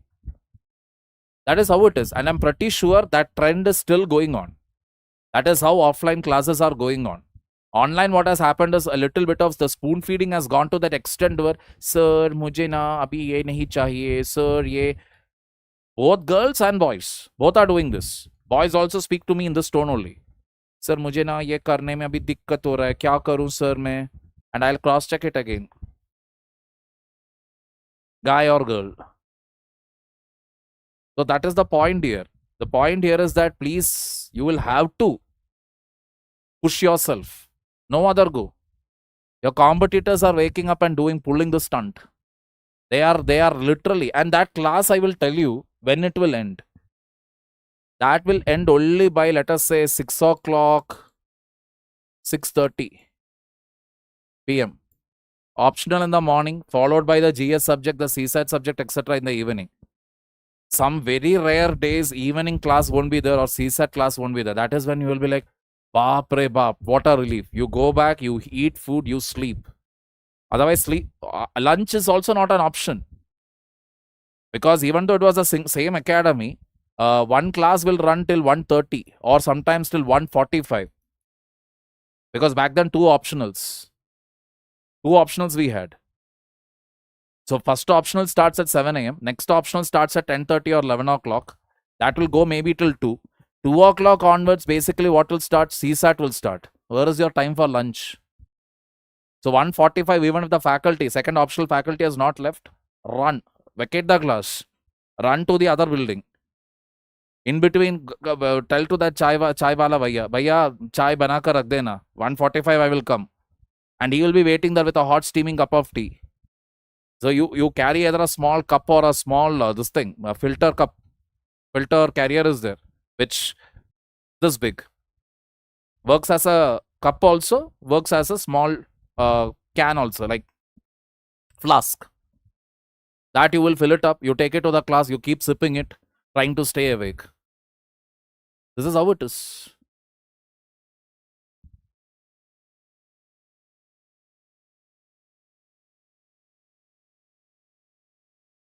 Okay.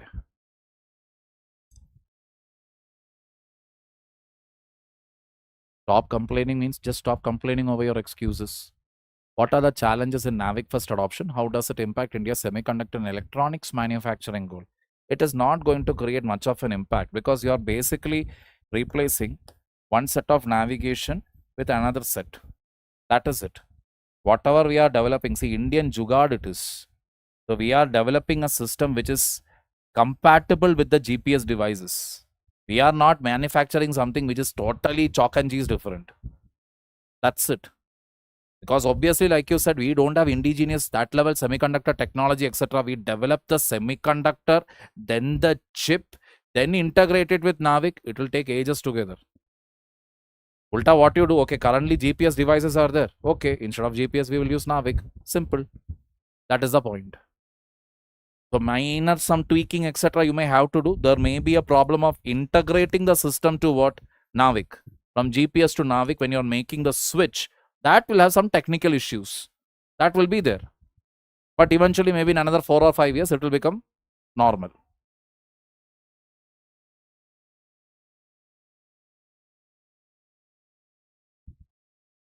Chennai, I was there with my friends. Studies I had in Delhi. I never studied anywhere in Chennai. I have taught in Chennai. Taught in Chennai. I've taught in Officers IS Academy. I have taught in one more academy. I forgot its name.